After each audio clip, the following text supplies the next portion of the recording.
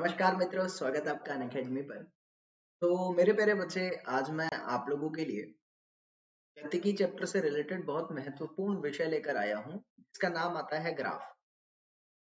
मेरे बच्चे, आज के इस सेशन के अंदर मैं आप सभी को गणितीय विषय के आधार पर ग्राफ का उपयोग कैसे होता है, ग्राफ के प्रश्न हमारे एग्जाम में कैसे आते हैं, और बेसिकली किसी भी आरेख को या किसी भी ग्राफ को हम लोगों को पढ़ना कैसे होता है, इस विषय में चर्चा करने वाला हूं। लेकिन उम्मीद करता हूं आगे बढ़ने से पहले कि मेरे बच्चे, आप लोगों को जितना मैंने अभी तक पढ़ाया है वो अच्छे से समझ आ गया होगा और आप लोगों ने खुद से प्रैक्टिस भी किया होगा। क्योंकि मैं एक ही बात हमेशा कहता हूं कि अगर आप फिजिक्स में आगे बढ़ना चाहते हैं, भौतिक क्षेत्र में महारत हासिल करना चाहते हैं या योद्धापन का एहसास करना चाहते हैं, तो मेरे बच्चे आप लोगों को सिर्फ और सिर्फ एक ही चीज का ध्यान रखना है कि आपको अभ्यास जितना ज्यादा हो सके उतना ज्यादा अभ्यास करना है, क्योंकि बिना अभ्यास के भौतिक क्षेत्र में नाम नहीं हो पाएगा, काम भी नहीं हो पाएगा। तो चलो आगे बढ़ने से पहले अपना नाम बता देता हूँ आप लोगों को। मैं निखिल गोयल हूँ, पेशे से सिविल इंजीनियर हूँ और कई हजारों छात्रों को पढ़ा चुका हूँ। भौतिक क्षेत्र में अच्छा खासा अनुभव है मुझे, जब भी मेरे छात्र अच्छे अच्छे संस्थानों से पढ़ रहे हैं। और मेरे बच्चे, मैं शोध करता भी हूँ। हाल ही में मैंने एक बड़ी शोध करी है जो आने वाले समय में भारत में अच्छे नाम के साथ अच्छा काम दिखाएगी। तो आप लोगों को देखने को मिलेगा। और छोटी शोध तो करते रहते हैं, बहुत सारी कर रखी है। अगर आप लोग अनअकैडमी पे मुझसे पढ़ना चाहते हैं, मैं आपकी नीट की तैयारी कराने के लिए 2022 के लिए हिंदी माध्यम में एक बैच लॉन्च कर चुका हूं। ऑलरेडी मैंने एक क्लास उसमें रख दी है अपनी। तो 1 दिसंबर को वो बैच स्टार्ट हुआ था और लगभग ऑलरेडी हमारे पास 150 प्लस बच्चों ने इस बैच में एनरोलमेंट कर ली है। हाँ, तो अगर आप लोग भी मुझसे पढ़ना चाहते हैं तो अनअकैडमी पर आप मेरा बैच ज्वाइन कर सकते हैं। नीट 2022 के लिए पूरा सब कुछ पढ़ाएंगे हम आपको इसमें। ज्वाइन करने के लिए आपको करना क्या है, या तो प्लस कोर्स लो या आइकॉनिक कोर्स लो। आइकॉनिक कोर्स में ये होता है कि आप किसी से कुछ भी पूछ सकते हैं। उसमें आपको एक फीचर और मिलता है कि आप बोलकर भी पूछ सकते हैं। जी हाँ, आप वॉइस के माध्यम से, जैसे आपको कोई चीज समझ नहीं आ रही तो आप बोलकर पूछ सकते हैं। अनअकैडमी की तरफ से आइकॉनिक कोर्स में आपको ये मिलता है। और एक चीज और होती है कि जितने भी मटेरियल होता है, सामग्री जितनी आपको आवश्यक है एक नीट की तैयारी करने के लिए, अनअकैडमी द्वारा तैयार की गई वो आपके घर पे पोस्ट द्वारा भेजी जाती है। तो वो अनुभवी अध्यापकों द्वारा तैयार करी जाती है। तो आप लोग हमसे वो मटेरियल लेने के लिए भी आइकॉनिक की तरफ जा सकते हैं। अगर आपको पढ़ना है, कुछ पूछना है, डाउट्स क्लियर करने हैं, लेक्चर देखने हैं अनलिमिटेड जितना मर्जी बार, तो प्लस कोर्स है। अपनी आवश्यकता के अनुसार आप ज्वाइन कर सकते हैं, जितने टाइम के लिए आपको ज्वाइन करना है। लेकिन मैं बच्चों को कहता हूँ कि कम से कम 1 साल के लिए तो ज्वाइन करो। 1 साल तो कम से कम आपको करना ही है, ठीक है? क्योंकि जो बेस होता है वो 1 साल में बनता है। और लेते समय एक कोड अप्लाई करना, एनजी लाइव। तो एनजी लाइव कोड अप्लाई करोगे तो आपको 10% का डिस्काउंट मिलेगा। एक छोटी सी बात पहले बता देता हूँ, अनअकैडमी का स्पेशल कोड है, सबको पता है, मैं ऑलरेडी कई बार बता चुका हूँ, योद्धा। योद्धा लगाने से आपको फायदा यह है कि आप मुझसे, मेरी टीम से तो जुड़ोगे ही, आप पूरे अनअकैडमी से जुड़ जाते हो। यानी नीट में जितने भी अध्यापक आपको पढ़ा रहे हैं, आप सबसे जुड़ जाते हो, सबसे डाउट पूछ सकते हो, सबसे पढ़ सकते हो, सबका मटेरियल ले सकते हो। एक कोड, पैसा कम, 10% तो होगा ही होगा, एक्स्ट्रा भी हो जाता है कई बार, लेकिन जुड़ाव सबके साथ, इसका फायदा ज्यादा होता है। एक चीज और भाई, आप लोगों की 5 दिसंबर के बाद इसकी कॉस्ट जो है, जो भी आपका कोर्स है उसकी कॉस्ट है वो 10% बढ़ने वाली है। यानी अगर आपका कॉस्ट 34 का है तो आपका कॉस्ट 3400 में 340 रुपए और ऐड कर दो तो उतने का हो जाएगा। तो यानी 10% कॉस्ट आपकी इंक्रीज होने वाली है। इसीलिए मेरे बच्चे, अगर आप इंटरेस्टेड हैं और आपको पढ़ना है, तैयारी करनी है, तो आप हमारे कोर्स में पहले ही ज्वाइन कर लो। योद्धा कोड के माध्यम से करोगे तो ज्यादा फायदा आएगा। सिर्फ मुझसे जुड़ना है तो एनजी लाइव लगा सकते हो, वो तो मैं कहूंगा फिर योद्धा ही लगाओ, है ना? तो सबसे ही जुड़ो। तो कोर्स की कॉस्ट बढ़ रही है तो थोड़ा ध्यान रखना, 5 तारीख तक डेडलाइन दी गई है। अभी स्टार्ट करूं? चलो एक बारी थम्स अप कर दो मेरे दिल के टुकड़ों, एक बारी।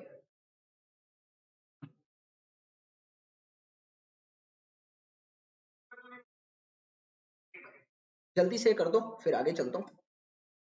कबीर क्रांति, दिया जायसवाल, अनीशा, आकांक्षा, ओके।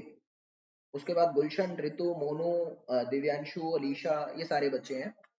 चलो, और एक छोटी सी और, भाई जो आपकी स्पेशल क्लास होती है रात को 10 बजे, लोग शायद उसमें आते नहीं है, तो अब से डेली एक टाइम रखा गया है स्पेशल क्लास का, रात को 10 बजे रखा गया था लेकिन मैं चेंज कर दूंगा। आज तो होगी नहीं, कब से स्टार्ट होगी? 3 दिसंबर से। स्पेशल क्लास आप लोगों की 3 दिसंबर से शुरू होगी, और उसके लिए जो मेरे बच्चे रात का टाइम रखा गया है मेरे द्वारा, वो 9 बजे का है। रात को 9 बजे मैं आप लोगों के लिए स्पेशल क्लास डेली रखूंगा कल से। तो उस स्पेशल क्लास का मैं नाम क्या रखता हूँ अपने बच्चों के लिए? बी योद्धा चैलेंज। भाई साहब जिगरा दिखाओ और पाकर ले जाओ। तो क्योंकि उसमें मैं टेस्ट लेता हूँ, उसमें क्वेश्चन कराता हूँ, बच्चों को समझाता हूँ, तो जो जिगरा रखता है उसको मेरी तरफ से कुछ ना कुछ मिलता है। ठीक है, चलो शुरू कर रहा हूँ। अभी बात आती है कि ग्राफ क्या होता है, ये सबको पता है। ग्राफ क्या होता है ये सबको पता है, और ये भी पता है कि किन्हीं दो राशियों के बीच में बनता है।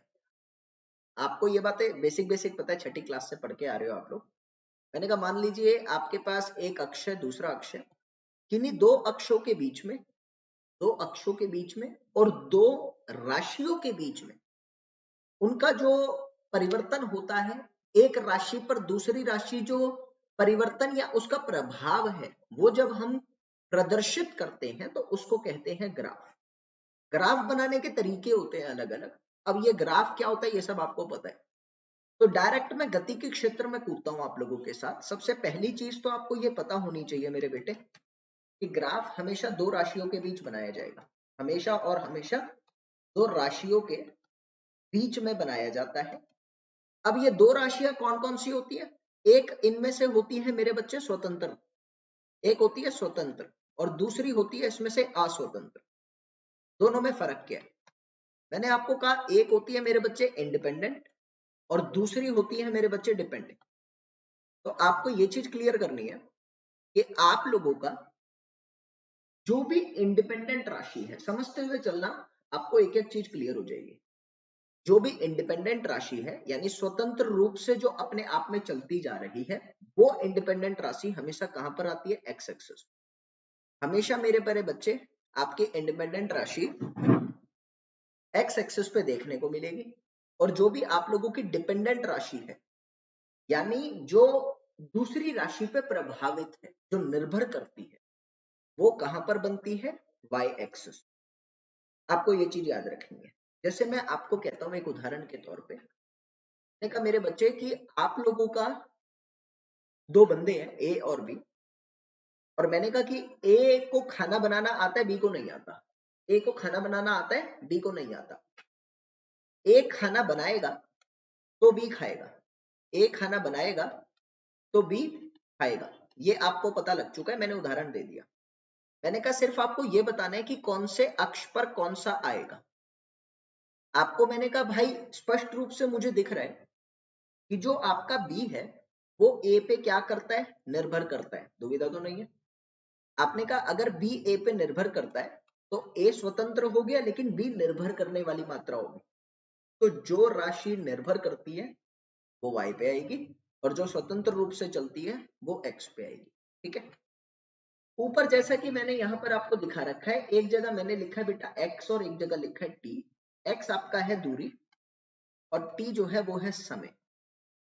आपको पता है कि कोई भी वस्तु अगर गतिक अवस्था में है, यानी अगर कोई भी मटेरियल, कोई मैटर, कोई ऑब्जेक्ट मोशन में है, तो समय किसी के लिए कभी नहीं रुकता।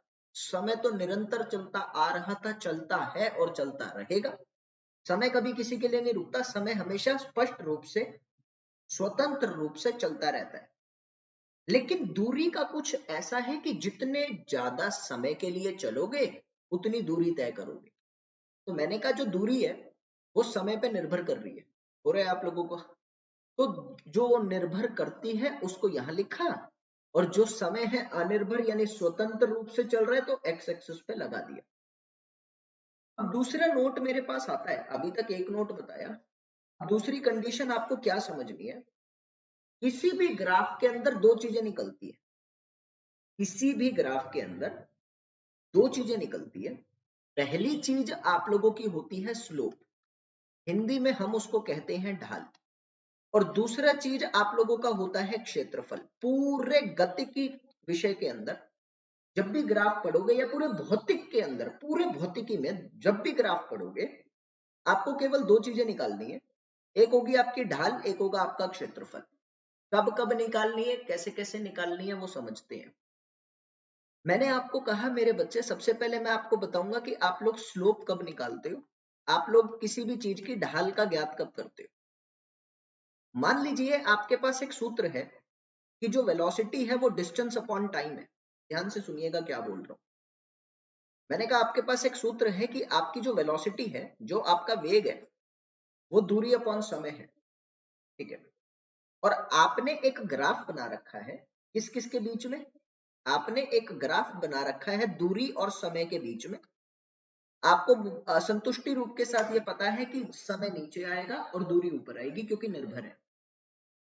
मैंने तुम्हें कहा कि इस ग्राफ में एक आपको जो प्रदर्शन दे रखा है, इस ग्राफ का जो प्रदर्शन दे रखा है, वो प्रदर्शन कुछ इस तरीके से दे रखा है। और मान लो, ध्यान से सुनिएगा क्या है, मान लो कि मैंने तुम्हें कहा कि मेरे बच्चे इस ग्राफ के अंदर आपको बताना है कि इसमें आने वाले वेग का मान कितना है। सुनते रहो क्या कह रहा हूं।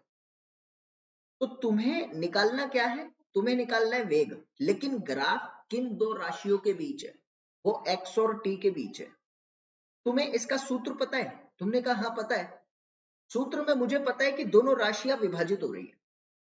जिन दो राशियों के बीच में ग्राफ है, वो दोनों राशियां विभाजित हो रही हैं। तो जब जब ऐसा देखने को मिलता है कि आपको जिस राशि का ज्ञात करना है, अगर वो इन दोनों राशियों के भाग होने के कारण मिल रही है, तो यहां पर मेरे प्यारे बच्चे आप क्या करेंगे, यहां आपको वेग को निकालने के लिए ढलान निकालने का कार्य करना पड़ेगा, आपको ढलान निकालनी पड़ेगी। समझ आया। अब मेरी बात आती है कि ढलान निकाली कैसे जाती है।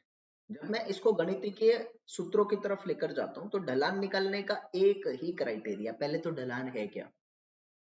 ढलान होता है कि जो क्षैतिज दिशा के साथ, क्षैतिज दिशा के साथ आपका कोण बनता है। तो मैंने इसको कहा क्षैतिज, क्षैतिजी कोण ऐसा लिख लेता हूं। कोण किसके साथ, क्षैतिज के साथ। क्षैतिज दिशा के साथ जो कोण बनता है उसको ढलान कहते हैं।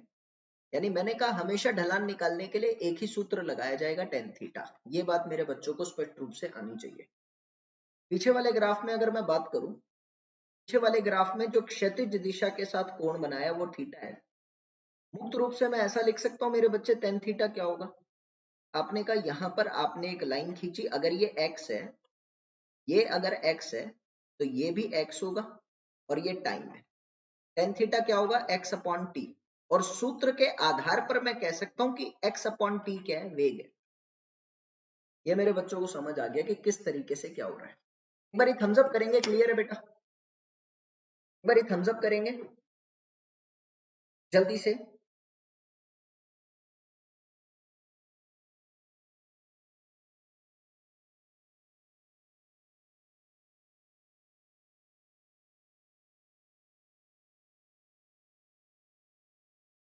अच्छा मेरे बच्चे एक बात और है, थोड़े दिन पहले तुमने मेरे लिए एक टेलीग्राम ग्रुप बनाया था अपनी फिजिक्स को लेकर। मेरे को वो टेलीग्राम ग्रुप मिला नहीं बेटा, तो मेरे को वो टेलीग्राम का नाम बताओ, तो मैं उसमें ज्वाइन हो जाऊंगा आपके साथ, ठीक है।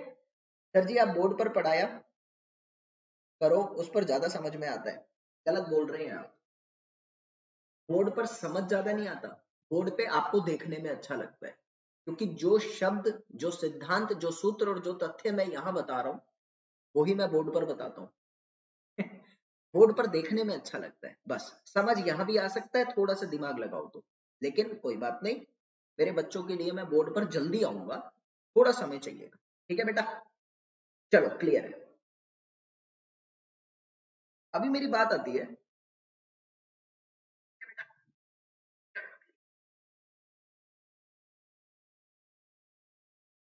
अब दूसरी मात्रा मेरे पास आती है जिसको मैं कहता हूं क्षेत्रफल। दूसरी मात्रा मेरे पास आती है जिसको कहता हूं क्षेत्रफल। कभी भी किसी ग्राफ का क्षेत्रफल निकालना तो आसान है, लेकिन पता होना चाहिए कब निकालना है, ठीक है ना। मैंने वो ही सूत्र लिखा, मैंने कहा मेरे बच्चे तुम्हारे पास एक सूत्र है v is equal to X upon T. इस सूत्र को मैं ऐसा लिख सकता हूं v into T is equal to X. अब की बार जो आपका ग्राफ है, अब की बार जो मेरे बच्चों का ग्राफ है वो ग्राफ है आप लोगों का वेलोसिटी वर्सेस टाइम, यानी वेग वर्सेस समय के अंतराल का ग्राफ है, ठीक है। और वो ग्राफ मुक्त रूप से आपको ऐसी दे रखा है, समान एकदम वैसे ही ग्राफ दे रखा है ऐसा। मेरे बच्चों को अब की बार पूछा गया है कि इसमें तय की गई दूरी का मान ज्ञात करिए। अब सबको पता है भाई, दूरी निकालने के लिए आपकी ये दो राशियां कैसे जा रही है, दूरी निकालने के लिए इन दोनों राशियों को आपस में गुणाफल करना पड़ रहा है। You need to multiply these two quantities. तो अगर आप दोनों राशियों को गुणाफल कर रहे हैं और गुणाफल करने के बाद आपको प्रोडक्ट मिलता है, तो मेरे प्यारे बच्चे उस प्रोडक्ट में असल में क्या है, उस प्रोडक्ट के कारण मिलने वाली क्वांटिटी में आपको ये चीज ध्यान रखनी है कि यहाँ पे हमेशा और हमेशा आपको क्षेत्रफल निकालना है बस। जब दो राशियां आपस में गुणाफल होती हैं तो क्षेत्रफल निकलता है, और जब दो राशियां आपस में विभाजित होती हैं तो आपका हमेशा ढलान निकलता है। खत्म। क्लियर है? बहुत आसान है। अब मैंने तुम्हें कहा मेरे बच्चे कि आप लोगों को एक प्रश्न देता हूं, प्रश्न तो क्या वैसे ही छोटा सा पूछ लेता हूं। एक प्रश्न है, मैंने कहा आपके पास एक ग्राफ गिवन है, जो ग्राफ है आपका वेलोसिटी वर्सेस टाइम का। अभी वेलोसिटी वर्सेस टाइम के ग्राफ में आप लोगों को मैं बताना चाहता हूं, मान लीजिए आपका ये ढलान है, ये 30 डिग्री है, तो आपको बोला गया कि इस ग्राफ के मुताबिक आपके त्वरण का मान कितना है। Option A 1/√3, option B √3, option C 0, option D इनमें से कोई नहीं। जल्दी बताओ मेरे बच्चे, त्वरण का मान कितना है?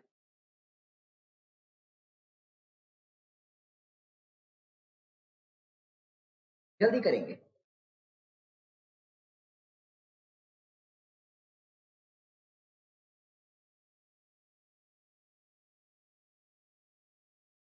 एक टेलीग्राम ग्रुप आप लोग बना लो जिसमें आप अपने डाउट्स भेज सको, ठीक है। मुझे भी ऐड कर लो, कोई दिक्कत नहीं है। आप क्या करो, उस टेलीग्राम ग्रुप में अपने डाउट्स भेज देना, मैं डाउट सॉल्व कर दूंगा। और जो हमारे नोट्स के लिए टेलीग्राम ग्रुप है वो अनअकैडमी वाला, उसको ज्वाइन कर लो, ठीक है ना। सारी चीजें सही सही चलेंगी बिल्कुल। जल्दी करो मेरे बच्चे। अभी कैफ अंसारी ने कहा option B, Gulshan option A, Raghunath option A. Raghunath, तुम्हारा नाम जब भी हम पढ़ते हैं तो न जाने क्यों दिल में एक पॉजिटिविटी आती है। चलो बहुत अच्छा, क्लियर है। अभी इसको समझते हैं। आप सबको मैंने बताया कि त्वरण निकालना है। त्वरण का मान क्या होता है? आपको पता है त्वरण का जो सूत्र है वो है वेलोसिटी अपॉन टाइम। आपका वेग और समय का ग्राफ है, ये दोनों को विभाजित करना पड़ेगा तो आपको निकालना पड़ेगा ढलान। यानी आपको अगर इसका ढलान निकालना हो तो आप कैसे निकालेंगे मेरे बच्चे? आपने कहा 1030, और 1030 होता है 1/√3। खत्म। इसका सूत्र क्या आ रहा था? सूत्रों के आधार पर मैंने कहा option number A is the correct answer of this question. ठीक है बेटा, चलो। तो अभी क्लियर है, बेसिक चीज थी।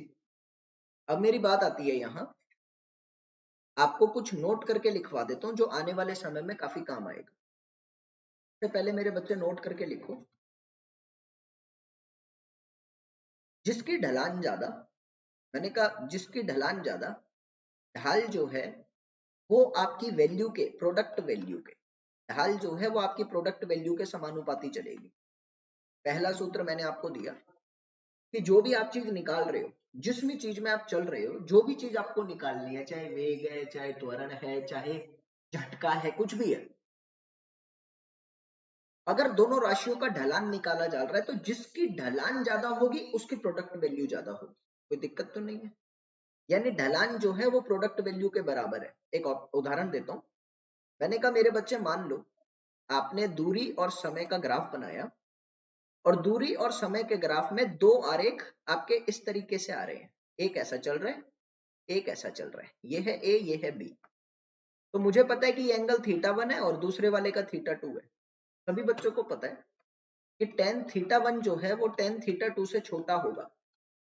ऑब्वियसली ढलान 2 की ज्यादा है, 1 की कम है। आप ऐसे करके देखो, देखो इस पे। तो मैंने कहा अगर ढलान कम है ना, तो यहाँ पर आने वाले वेग की मात्रा भी, जो पहले का वेग है वो दूसरे के वेग से छोटा होगा। आपको देखने मात्र से समझ आ रही है, ये चीज क्लियर होनी चाहिए। दूसरा मैं तुमको कहता हूं मेरे बच्चे, अब ग्राफ को पढ़ते कैसे। दूसरा मेरे पास प्रश्न यहां पर उठता है, how to read graph. How to read graph. किसी भी ग्राफ को पढ़ने की विधि क्या है, आपको ये चीज पता होनी चाहिए भाई, बहुत जरूरी है। ग्राफ पढ़ने की विधि क्या है, क्योंकि बड़े बड़े जो हमारे फिजिक्स भौतिकी क्षेत्र में महारत हासिल करने वाले महापुरुष आए हैं, उन्होंने अपनी परिभाषा को ज्यादातर ग्राफ में दिया। तो ग्राफ पढ़ना आना चाहिए। ध्यान दो कैसे। एक ग्राफ में मेरे बच्चों के लिए बनाता हूं बहुत आसान सा। मैंने कहा चलो उसी ग्राफ को लेकर चलता हूं। सबसे पहले मैंने कहा कि मान लो मेरे पास दूरी है और मेरे पास समय है। मैंने मेरे बच्चे को कहा कि आप लोगों को ना एक ग्राफ दे रखा है, और वो ग्राफ और कुछ नहीं, बस इस तरीके से प्रदर्शित है, यानी यहां से सीधी रेखा चल रही है। पढ़ना कैसे है वो देखना। तुम्हें मैंने कहा भाई t इज इक्वल टू 0 पे आपके x की वैल्यू कुछ है, मान लो कुछ है, ये x है। t इज इक्वल टू 1 पे आपके x की वैल्यू उतनी ही है। t इज इक्वल टू 2 पे आपके x की वैल्यू फिर से उतनी है, और t इज इक्वल टू 3 पर भी आपके x की वैल्यू समान है। आपने कहा हर t पर, हर t पर x कैसा है, नियत है। यानी आप कह सकते हो कि आपके पार्टिकल चल नहीं रहा, आपका जो ऑब्जेक्ट है वो कैसा है, वो रुका हुआ है। आपने मुझे कहा अगर वो दूरी तय कर ही नहीं रहा, दूरी तय कर ही नहीं रहा, हर समय दूरी उतनी ही है, तो रुका हुआ है। आपको समझ आ रही है, ध्यान से सुनना क्या कर रहा हूं। आपने कहा समय तो बढ़ता जा रहा है लेकिन दूरी नहीं बढ़ रही। ग्राफ को पढ़, समय तो बढ़ गया ना, t0 1 2 3 4 चल गया, लेकिन दूरी हमेशा x है। और अगर बेटा दूरी उतनी ही है, मतलब जहां पर बैठे थे चाय पीने के लिए, सामने वाली खिड़की में कोई चांद का टुकड़ा दिख गया, तुम तो मंजिल भूल गए, तुम वहीं पे रह गए। चाय वाला भी सोच रहा भाई 10 रुपए की खरीदी थी यार, इतनी देर हो गई है, जा ही नहीं रहा, दूसरा कस्टमर बैठ के पी नहीं पा रहा है। तो तुम वहीं पे रुक गए, यानी तुम रुक गए। और रुके हुए को अंग्रेजी में क्या कहता हूं, मैंने कहा रेस्ट कंडीशन पे हो। तो ये क्या हो गई, ये आप लोगों की स्थिर अवस्था हो गई। समझ आ रहा है। चलो इसी को एक और तरीके से बताता हूं।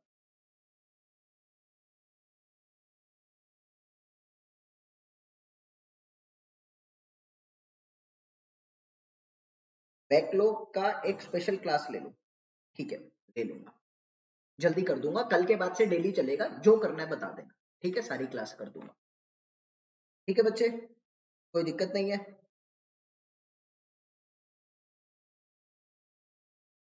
चल आगे चलते हैं। अब एक और ग्राफ देता हूं। मैंने कहा अब की बार जो आपका आरेख है बच्चे, वो ग्राफ आपको दूरी और समय का ही दे रखा है, लेकिन उस ग्राफ में आपको बोल रखा है यहां पर कि आप लोगों का जो ग्राफ है वो सीधी रेखा से प्रदर्शित किया जा रहा है, ऐसे। ठीक है, इसको पढ़ना कैसे है। तो मैंने आपको कहा कि x is equal to 0, t is equal to 0 पे x इज इक्वल टू 0 था। मान लीजिए कि t इज इक्वल टू 1 पे, t इज इक्वल टू 1 पे x का मान 1 था, और t इज इक्वल टू 2 पे x का मान 2 था। अब क्या कर रहे हैं, आपने कहा मान लो आप यहां पर वेग निकालना चाहते हैं। आपने क्या कहा, आप यहां पर वेग निकालना चाहते हैं। तो t is equal to 1 second पे वेग कितना, आपने कहा भाई x अपॉन टी यानी 1/1। आपने कहा 1 आ रहा है। ठीक इसी तरीके से आपने कहा t is equal to 2 second पे आपका वेग कितना, 2/2, अभी भी 1 आ रहा है। मेरे बच्चे ने स्पष्ट रूप से देखा और मुझे कहा कि इस ग्राफ के अंदर हर जगह आपको जो वेग का मान मिल रहा है वो कैसा है, नियत है। इस ग्राफ के अंदर आपको क्या देखने को मिल रहा है, जैसे जैसे आप अपने समय को बढ़ाते जा रहे हो, ध्यान से सुनना, जैसे जैसे आप अपने समय को बढ़ाते जा रहे हो, वैसे वैसे आपकी दूरी भी बढ़ती जा रही है, क्योंकि आपका ग्राफ ऊपर चल रहा है। समझ आ गया। और जो गति या जो वेग ये पालन कर रहा है, वो वेग कैसे है, नियत है। यानी ये ग्राफ आपको क्या दिखा रहा है बेटे, ये ग्राफ आपको नियत वेग दिखा रहा है, कांस्टेंट या यूनिफॉर्म कह लो, एक ही बात है, वेलोसिटी दिखा रहा है। तीसरी चीज मैं आपको देता हूं। मैंने कहा ये दो समझ आ गए तो थम्स अप करो एक बारी, दो समझ आ गए तो थम्स अप करो। जल्दी से आप थम्स अप करो, मैं आया 1 मिनट में ना।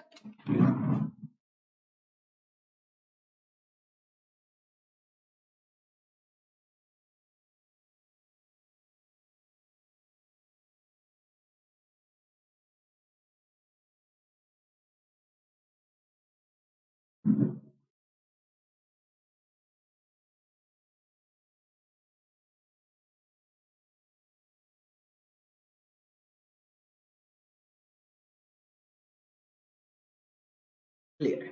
अब एक ग्राफ देता हूं मैं आपको, फिर उसके बाद जो मैंने बता रखा है मैं उसको रिवाइज करूंगा। एक क्वेश्चन है आपके लिए बच्चे, आपके पास जो ग्राफ है वो ग्राफ आपको दे रखा है वेग वर्सेस समय का, ठीक है। और आपको बोला है कि उस ग्राफ का जो प्रदर्शन है वो इस तरीके से दर्शाया जा रहा है, इस तरीके से वो प्रदर्शन दिया जा रहा है, ठीक है। तो तुम्हें कह रहा है कि ये ग्राफ क्या प्रदर्शन कर रहा है, इस ग्राफ का प्रदर्शन क्या है वो पूछ रहा है। ऑप्शन ए कह रहा है कि ये ग्राफ जो है ये रेस्ट पर है यानी स्थिर अवस्था में है। दूसरे में कह रहा है बच्चे नियत वेग के साथ चल रहा है। तीसरे में कह रहा है कि इस ग्राफ का जो त्वरण है वो कैसा है, नियत त्वरण है। और ऑप्शन नंबर डी में कह रहा है मेरे बच्चे कि ये ग्राफ कुछ भी इनमें से शो नहीं कर रहा। जल्दी करो, बेसिक चीजें हैं। अभी मैं तुमको ग्राफ पूरा निकाल दूंगा, एनसीईआरटी के क्वेश्चन भी खत्म करा दूंगा सारे, बस समझते रहना जो मैं कह रहा हूं, बहुत आसान है। जल्दी से प्रश्न करो फिर आगे चलता हूं तुम्हारे साथ। पीयूष कह रहे हैं ऑप्शन सी है, Kaif Ansari option C, Pushkal NEET aspirant student Iyer, Ramaswamy Iyer, Ramaswamy ಮತ್ತು ಸ್ವಾಮಿ ಅಯ್ಯರ್, ರಾಮಸ್ವಾಮಿ ಚಿನ್ನಸ್ವಾಮಿ ಮತ್ತು ಸ್ವಾಮಿ ಅಯ್ಯರ್, रामास्वामी ಮತ್ತು ಸ್ವಾಮಿ ಚಿನ್ನಸ್ವಾಮಿ अय्यर। पायला नाम है इतना बड़ा कौन लिखता है भाई। चलो मैं आपको बताता हूँ, आप इसको पढ़ कैसे रहे हैं। आपने कहा t इज इक्वल टू 0 पे आपका वेलोसिटी उतना ही है, t इज इक्वल टू 1 पे भी उतना ही वेग आ रहा है, ध्यान से देख जितना यहां था आगे भी उतना है। t इज इक्वल टू 2 पर भी वेग उतना है, t इज इक्वल टू 3 पर भी वेग उतना है, अरे उतना ही तो चल रहा है। आपने कहा वेग कैसे, नियत है, यानी मेरे बच्चे क्या उत्तर आ रहा है, जल्दी बता। अब जब वेग नियत मिल रहा है ना तो ऑप्शन नंबर बी सही नहीं जाएगा। चलो हो गया। अब आपने मुझे कहा मेरे बच्चे इस ग्राफ को जरा ढंग से पढ़ेंगे, अब आगे मैं आपको दो चीजें बताता हूँ। अब दो चीजों का खास ध्यान रखना होता है जब हमें ग्राफ ड्रॉ करने के लिए आता है। तो मैंने मेरे बच्चों को बता रखी है ये बात पहले भी कि जब भी आप लोग कोई समीकरण निकालते हो, ग्राफ के पथ का समीकरण, अगर ग्राफ के पथ का समीकरण तुमको निकालना है तो उस समीकरण को अंग्रेजी भाषा में कहते हैं लोकस। और उस समीकरण के आधार पे ग्राफ बनता कैसे है वो बताता हूं। जैसे मैंने कहा कि y is directly proportional to x की पावर 1 है, ध्यान से सुनना। अगर y is directly proportional to x की पावर 1 है तो आपका ग्राफ जो है वो लीनियर होगा, यानी एक रेखा से प्रदर्शित करा जा सकता है। अगर y इज डायरेक्टली यानी x की पावर 2 के समानुपाती है तो वहां पर आप सभी को परवलय यानी पैराबोला का सहारा लेना पड़ेगा। मैं उदाहरण के तौर पे समझाता हूँ। मैंने कहा मान लो आपको मैंने कहा कि आपके x वर्सेस टाइम के बीच में एक ग्राफ बनाओ, ध्यान से सुनो, x और समय के बीच में एक ग्राफ बनाओ, वो ग्राफ आपको वेग बताना चाहिए। ये तो हो गया पहला प्रश्न। और दूसरे प्रश्न में मेरे बच्चों को कहा कि x और समय के बीच में ग्राफ बनाओ लेकिन वो ग्राफ आपको त्वरण प्रदर्शित करना चाहिए। ध्यान से सुनो, आप सभी को पता है मेरे प्यारे बच्चे कि अगर मैं वेग का सूत्र देखूं तो x जो है वो मेरे t के समानुपाती चलता है और t की पावर 1 होनी चाहिए। लेकिन अगर मैं त्वरण का सूत्र देखूं तो मैंने आपको पहले भी बता रखा है कि जो आप लोगों का त्वरण जो है डिस्टेंस के साथ कैसे चलता है, s is equal to half A T का स्क्वायर, पढ़ रखा है आप सभी ने। हाँ, मैंने कहा मैं लिख सकता हूं कि दूरी के साथ t की पावर 2 में समानुपाती चल रहा है। तो यानी जब मैं x और t का ग्राफ वेग बनाने के लिए यूज करूंगा तो वेग बनाते साइन एक्स और टी के बीच की जो भी प्रदर्शन आएगा, जो भी प्रदर्शन आएगा, मुझे नहीं पता कैसा आएगा, लेकिन वो प्रदर्शन सीधी रेखा से दर्शाया जा सकता है। यानी ये क्या दिखा रहा है रेखीय मात्रा के थ्रू, ये मेरे को दिखा रहा है वेग है। और अगर मैं अपने त्वरण को प्रदर्शित करना चाहता हूं तो मुझे क्या बनाना पड़ेगा बेटा, पैराबोला। अब वो पैराबोला कैसा भी हो सकता है, वो ऐसा भी हो सकता है, वो ऊपर से भी आ सकता है, कैसा भी हो सकता है, मैं जस्ट आपको समझाना चाह रहा था। ये त्वरण देगा, ये वेग देगा, ये आपको पता होना चाहिए। ठीक है, चलो अब ध्यान से सुनना। मैंने सब कुछ बता दिया कि ग्राफ बनता कैसे है, ग्राफ को पढ़ते कैसे हैं, ग्राफ में क्या क्या चीजें पूछी जाए तो क्या निकालना पड़ता है, सब बता दिया। बस यही होता है ग्राफ। ग्राफ के आधार पे कई चीजें मैं तुमसे पूछने और कई चीजें बताने वाला हूं, से सुनते रहना। आगे चलने से पहले मैं मेरे बच्चों से एक लास्ट बारी थम्स अप चाहूंगा कि जो मैंने अभी तक पढ़ाया वो समझ आया। मैंने तुमको मैदान में जाने के लिए तैयार कर दिया। अब बात आती है कि तुमको मैदान में जाके सामना करना है उन परिस्थितियों का, तो रेडी हो योद्धाओं की तरह, रेडी हो ना मेरे बच्चे योद्धाओं की तरह, जल्दी थम्स अप करो।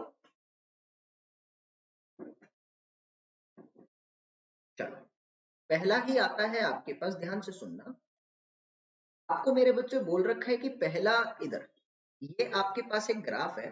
ये ग्राफ आपको क्या बता रहा है, मैंने कहा ऑप्शन ए में कह रहा है, ये ग्राफ मेरे बच्चों को कह रहा है नियत वेग। ऑप्शन नंबर बी में कह रहा है, सुनते रहना, ये ग्राफ मेरे बच्चों को कह रहा है स्थिर अवस्था। ऑप्शन नंबर सी में कह रहा है ये ग्राफ मेरे बच्चे को कह रहा है नियत त्वरण। और ऑप्शन नंबर डी में कह रहा है ये ग्राफ मेरे बच्चों को क्या बता रहा है, जल्दी बताओ, जल्दी बताओ। सत्यम भाई, पिछला क्वेश्चन नहीं समझ आया? अभी करवा देता हूँ, थोड़ी देर रुक जाओ, अभी करवा देता हूँ मेरे बच्चे, इसका आंसर करो आप। अभी करवा देता हूँ। टी वर्सेस टी वाला श्लोक में था, कहा था सीधी रेखा था बेटा। ये सीधी रेखा चल रही है, ध्यान से सुनो। सीधी रेखा चल रही है तो मान लो ये था 2 मीटर प्रति सेकेंड, ये भी उतना ही प्रदर्शित कर रहा है, ये भी उतना ही, ये भी उतना ही, सीधी रेखा है। तो अगर समय बढ़ रहा है और वेग की मात्रा नियत है, सीधी रेखा है, हर जगह नियत वेग दिखा रहा है ना, उतना ही तो है, कांस्टेंट वेग है। ऑप्शन नंबर बी सही था। ठीक है, प्रश्न का बताओ। देखो मेरे बच्चे, मैं तुमको पहले ही बता चुका हूं कि ये आपको क्या बता रहा है, ये बता रहा है आप लोगों को कि आप लोगों का आप लोगों का जैसे जैसे आपका समय बढ़ता जा रहा है, ग्राफ को पढ़ो, जैसे जैसे आप अपने समय को बढ़ाते जा रहे हो वैसे वैसे आप लोगों का नियत वेग आता जा रहा है, वैसे वैसे दूरी बढ़ रही है। तो मैंने कहा इसकी ढलान कैसी है, ध्यान से सुनना, मैं जो कह रहा हूं उसको ध्यान से सुनना, बहुत है उतना। तुम्हें मैंने कहा इसकी ढलान कैसी है, तुमने क्या करा, इसके 3-4 बिंदु प्रदर्शित कर लिए, ए बिंदु, बी बिंदु, सी बिंदु। आपने कहा कि भाई जो इसकी ढलान है वो ढलान समान है ए पर, बी पर और सी पर। और ढलान क्या बताती है, दूरी और समय की, वेग। तो मैंने क्या कहा, वेग आपका समान है ए पर, बी पर और सी पर। अगर ढलान समान है तो वेग समान है। तो मैंने क्या कहा मेरे बच्चे, ये क्या बता रहा है, नियत वेग। ऑप्शन नंबर ए सही है। क्लियर है, क्लियर है, जिनका गलत था उनको समझना। दूसरा आपको क्या बता रहा है, ये बता रहा है कि आपकी वस्तु जो है वो स्थिर अवस्था में है, आपकी वस्तु जो है वो v वेग के साथ चल रही है, आपकी वस्तु जो है वो त्वरण इज इक्वल टू 0 दिखा रही है, आपकी वस्तु जो है इनमें से कोई भी नहीं दिखा रही, जल्दी बताओ।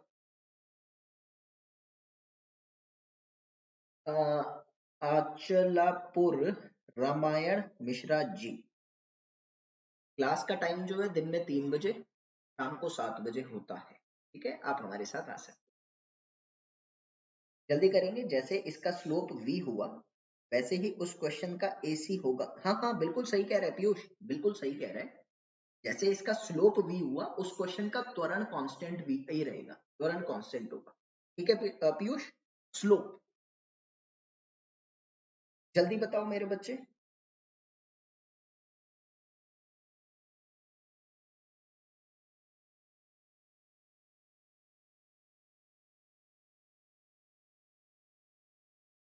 ऑप्शन ए शिव भागेल, गुलशन, राजकुमार कह रहे हैं ऑप्शन सी है। सर 10 बजे स्पेशल क्लास होगी प्रिंस, आज नहीं होगी, कल से करूंगा डेली, कल से डेली होगी, आज नहीं होगी, ठीक है। कैफ अंसारी ऑप्शन सी।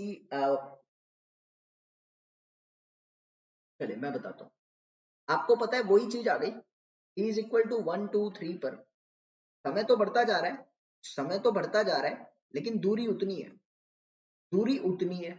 जहां पर चाय पीने रुका था वो वहीं पे रुक गया। मेरे सामने वाली खिड़की में एक चांद का टुकड़ा दिख गया, अफसोस नहीं कि मैंने अपना समय बर्बाद कर दिया। क्यों? जितनी देर मैंने उसको देखा मुझे ऐसा लगता है मेरा समय अच्छा गया। कोई बात नहीं, तो मैंने कहा स्थिर है ना, तुम तो रुके रहे, और बेटा वही जिंदगी भी रुक गई, सब मोह माया में फंस गए। तो मैंने कहा ऑप्शन नंबर बी एकदम सही है, कोई दिक्कत तो नहीं आ रही।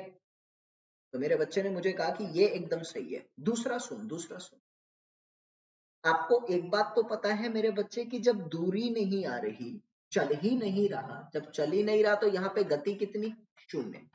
स्थिर अवस्था मतलब गति शून्य, और जब गति शून्य है तो त्वरण भी शून्य होगा ना। तो सी भी सही है, ए और सी सब सही है। अभी क्लियर है? मैंने आगे कहा, अगला करते हैं। आपको एक बात तो पता है, ध्यान से सुन, आपको मैंने कहा मेरे बच्चे, अगर आप त्वरण निकालना चाहते हो तो मैंने एक सूत्र आपको बताया है, S is equal to half A T square. तो मैंने कहा त्वरण क्या होगा? S upon T square into 2, यानी मैं लिख सकता हूं S अपॉन टी स्क्वायर, है ना। ध्यान से सुनना क्या कह रहा हूं। मैंने कहा अगर आप ग्राफ पढ़ना चाहते हो तो आपके त्वरण का t की पावर 2 के साथ ऋणानुपाती संबंध चल रहा है, यानी डिस्टेंस का, डिस्टेंस डिस्टेंस और टाइम के बीच का जो ग्राफ है त्वरण के लिए कैसा आता है। मैंने कहा अगर ये त्वरण के लिए आ रहा है तो ये कैसा होगा? परवलय होगा, बिल्कुल होगा, कोई दिक्कत तो नहीं आ रही। अब परवलय में क्या होगा? मैंने एक बात तो कही, देखो डिवाइड हो रहा है, दोनों मात्राएं विभाजित हो रही है, हो रही है, राशियां जो है x और t विभाजित हो रही है। तो यहां पर त्वरण कैसे निकलेगा? ढलान के माध्यम से निकलेगा, यानी जितनी ढलान उतना त्वरण। ध्यान से सुनना मैं क्या कह रहा हूं। मैंने मेरे बच्चों को कहा कि दोनों ही ग्राफ त्वरण प्रदर्शित कर रहे हैं, ये भी त्वरण दिखा रहा है, ये भी त्वरण दिखा रहा है। क्यों? एक्स और टाइम के बीच में जब भी आपका कोई ग्राफ आएगा और वो ग्राफ परवलय टाइप का जा रहा है, कर्व जा रहा है, यानी बांका चल रहा है, बांका समझते हो ना, वक्र, कर्व, तो वो कैसा रहेगा? वो आप लोगों का त्वरण दिखाएगा। तो अब ये तो समझ आ गया कि भाई ये त्वरण है, लेकिन ध्यान से सुनना, ये पहले ग्राफ की बात कर रहा हूं। मान लो तुम इधर खड़े हो, इधर खड़े हो और इधर खड़े हो, ये पहाड़ी चलती जा रही है और ऐसे चल रही है, मेरे हाथ को देखना, ये पहाड़ी चल रही है, पहले एकदम खड़ी पहाड़ी, उसके बाद ये इस तरीके से सीधी हो गई। तो मैंने कहा भाई ये अगर ए बिंदु है, ये बी बिंदु है, ये सी बिंदु है, तो जो आपके ए पर ढाल आ रहा है ना, ढाल एट ए, वो बहुत ज्यादा है, वो बहुत अधिक है, और जो आपका सी पे ढाल आ रहा है ना, वो है ही नहीं। देखो आप ध्यान से देखो, ये इस तरीके से सपाट चलने पर जा रही है, सी पे पहुंचे तो ढाल कम हो गया, यानी मैंने कहा जैसे जैसे समय बढ़ता जा रहा है, आपका जैसे जैसे समय बढ़ता जा रहा है, वैसे वैसे आपका ढाल कम होता जा रहा है, यानी यहां पर आपका समय जो है वो ढाल के साथ, स्लोप के साथ इनवर्सली ऋणानुपाती चल रहा है। तो ये कौन सा त्वरण हुआ? ध्यान से सुनो, इधर त्वरण की मात्रा बढ़ रही है कि कम हो रही है, ये बताओ। इधर त्वरण की मात्रा बढ़ रही है या कम हो रही है, वो बताओ जल्दी से मेरे बच्चे। त्वरण की मात्रा बढ़ रही है या कम हो रही है, वो बताओ।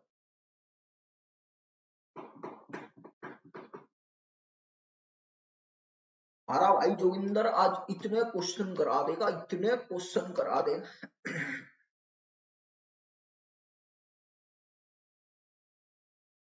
मैं जोगिंदर थोड़ी हूँ यार, मेरी छाती में थोड़ी स्टील लगते हैं। भाई दर्द होती है यार।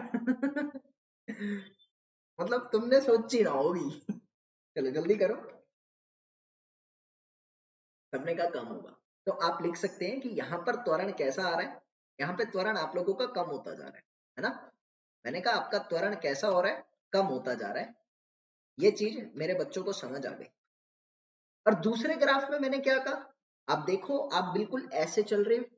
पहले तो त्वरण था मतलब बहुत कम था, जैसे जैसे ऊपर जाते जा रहे हो तुम्हारी ढलान बढ़ती जा रही है। खड़ी चढ़ाई, खड़ी चोटी, जैसे ऊपर गए ढलान बढ़ गई।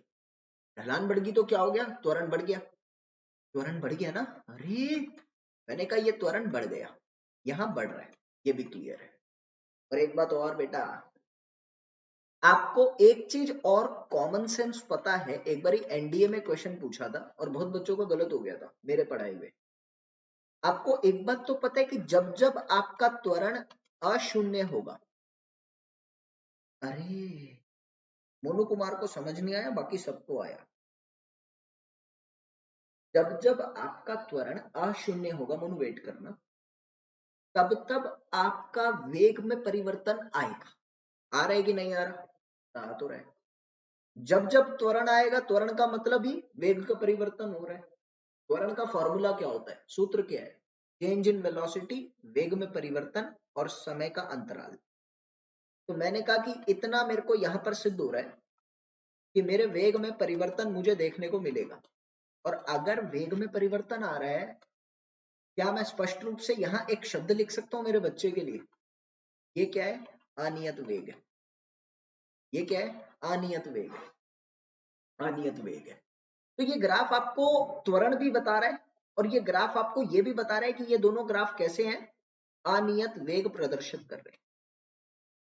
ये भी आपको समझ में आनी चाहिए, दोनों ही चीजें सही है। क्लियर है। मोनू भाई मोनू भाई, मैं आपको बताना चाहता हूँ कि हमारी क्लास का एक रूल होता है मोनू, कि ना पहली बार में अगर एक बच्चे या दो बच्चे को समझ नहीं आता तो हम उसको कहते हैं कि आप इस लेक्चर को दोबारा देखना। ठीक है? अगर आपको नहीं समझ आया फिर भी तो आप कमेंट करना, मैं आपको स्पेशली दोबारा से पढ़ा दूंगा। लेकिन एक बार आपको मैदान में आने से पहले खुद तैयार होना पड़ेगा। तो ये हमारी क्लास का उसूल रहता है मोनू भाई, क्योंकि हम आपको नीट की तैयारी चाहते हैं कि आप हमारे भरोसे या बस ऐसी जो हम बोल रहे हैं सुनते रहो, नहीं। पहले एक बारी खुद से पढ़ना है इस टॉपिक को, उसके बाद नहीं समझ आएगा तो मैं बता दूँ। आप मेरे को कमेंट में लिख देना वीडियो के, एक बारी दोबारा पढ़ा देना, मैं बता दूँ। ठीक है बच्चे, कोई दिक्कत नहीं है। ये चीज हो गई है। ये क्या बता रहा है आपको मेरे बच्चे, ध्यान से सुनना। ये क्या बता रहा है आपको, आपको कह रहा है कि जैसे जैसे आप नीचे आते जा रहे हो, जैसे जैसे आपका समय बढ़ता जा रहा है, आपकी दूरी कम होती जा रही है। जैसे जैसे समय बढ़ रहा है, दूरी कम हो रही है। जैसे जैसे समय बढ़ रहा है, दूरी कम हो रही है। कि मन में बताना और मेरे को ये बताओ ये संभव है कि नहीं है। इस ग्राफ को पढ़ो और मुझे बताओ ये संभव है कि नहीं है। इज इट पॉसिबल और नॉट, जल्दी बताओ, यस और नो। अगर संभव है तो यस, असंभव है तो नो। पढ़ो और बताओ।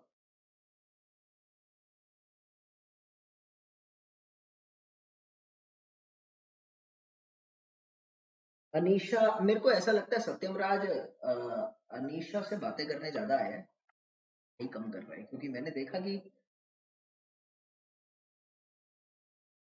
और अनीशा भी लगी पड़ी है। बस क्या चल रहा है।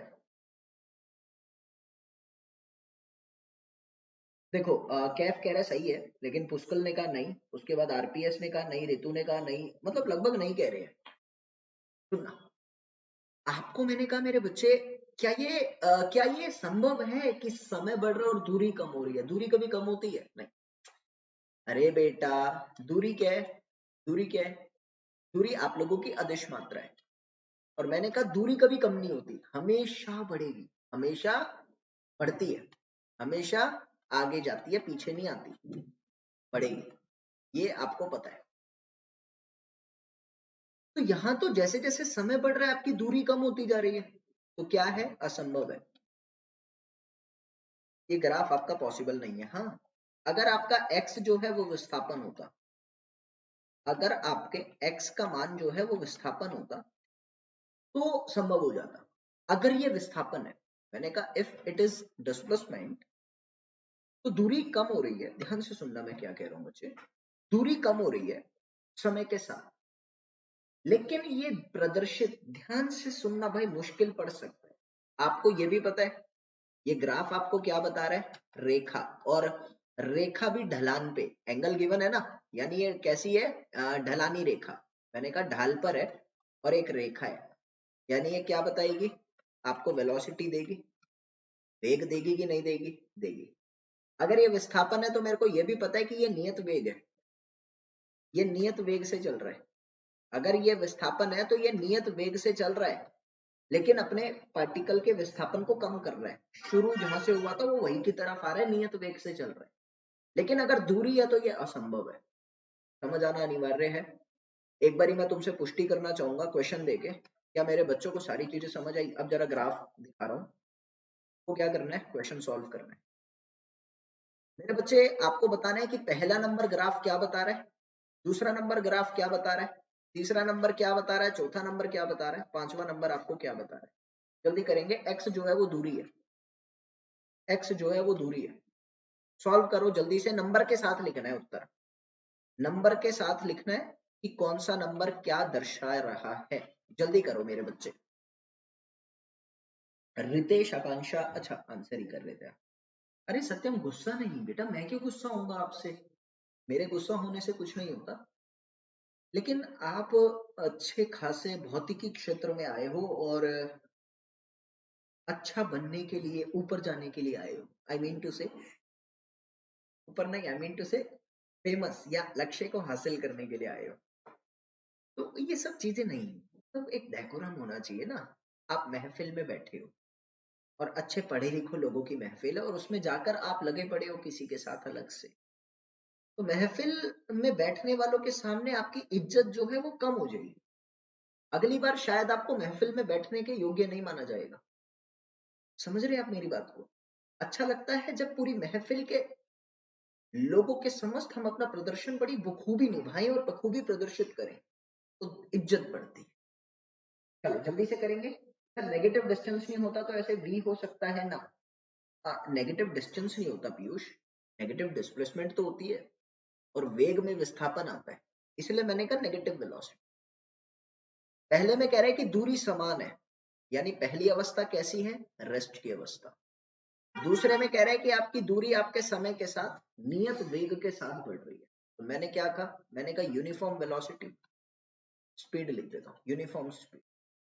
तीसरे में मैंने कहा मेरे बच्चे कि आप तीसरे को देखो कि आपका त्वरण जो है वो समय के साथ कम हो रहा है, त्वरण कम हो रहा है, त्वरण समय के साथ कम हो रहा है, मैंने बताया था। तो मैंने कहा एसेलरेशन तो दिखा रहा है बट नेगेटिव, कम होने को नेगेटिव कह रहा हूं। अंग्रेजी भाषा में उसको कहते हैं मंदन, पता होना चाहिए आपको। रिटार्डेशन आपको पता है, नेगेटिव एसेलरेशन होती है, 9वीं कक्षा में पढ़ रखी है ना, उसको कहते हैं मंदन। और चौथे में कह रहा है त्वरण, चौथे में कह रहा है त्वरण, पांचवा क्या कह रहा है, मैंने कहा पांचवा तो असंभव है, ये तो हो ही नहीं सकता, पॉसिबल नहीं है भाई, खत्म।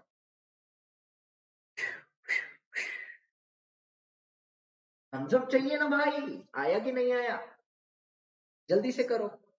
अगर ग्राफ आ गया ना, भौतिकी क्षेत्र में आत्मविश्वास की लहर आ जाएगी, पक्का कह रहा हूँ, ग्राफ इतना जरूरी है। एनसीईआरटी के क्वेश्चन कराऊंगा ना अभी, देखते रहो तुम।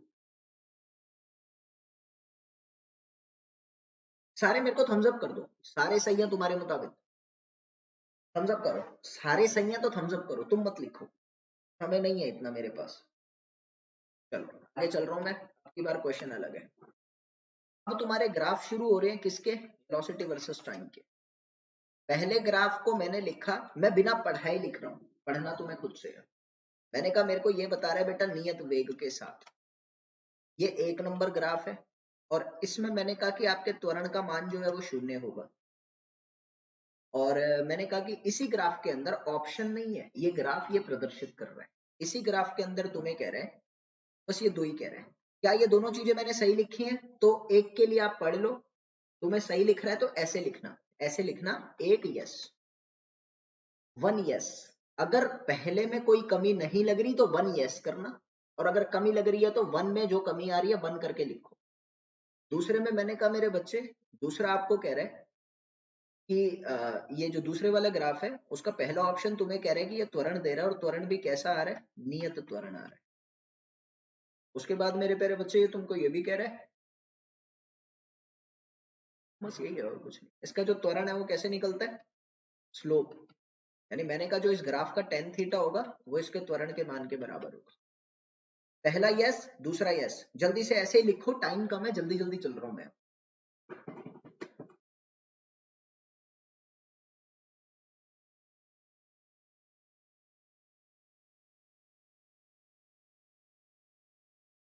जल्दी करेंगे, चलो। अभी मैंने तुम्हें कहा ये तीसरा ग्राफ क्या बता रहा है, मैंने तुम्हें कहा भाई यहाँ पर आपका त्वरण आ रहा था, लेकिन ये त्वरण कैसा है, आपको मैंने कहा भाई जब कर्व आता है ना तो मैं यहाँ लिख सकता हूँ ये असमान त्वरण है। ये क्या है, असमान त्वरण है। और वो उसका मान कैसा है, असमान त्वरण है जो कि उल्टी दिशा में चल रहा है। असल में मैंने इसको ऐसे लिखा, ये असमान मंदन है। ये क्या है, नेगेटिव त्वरण यानी असमान मंदन प्रदर्शित कर रहा है। जल्दी बताओ क्या ये सही लिख रहा हूं, जल्दी बताओ। तीसरा ग्राफ है, क्या मैंने ये सही लिखा मेरे बच्चे, जल्दी मेरे को बताओ, कोई दिक्कत नहीं आनी चाहिए मेरे बच्चे को, जल्दी से। क्या मैंने तीसरा सही लिखा है मेरे बच्चे के लिए?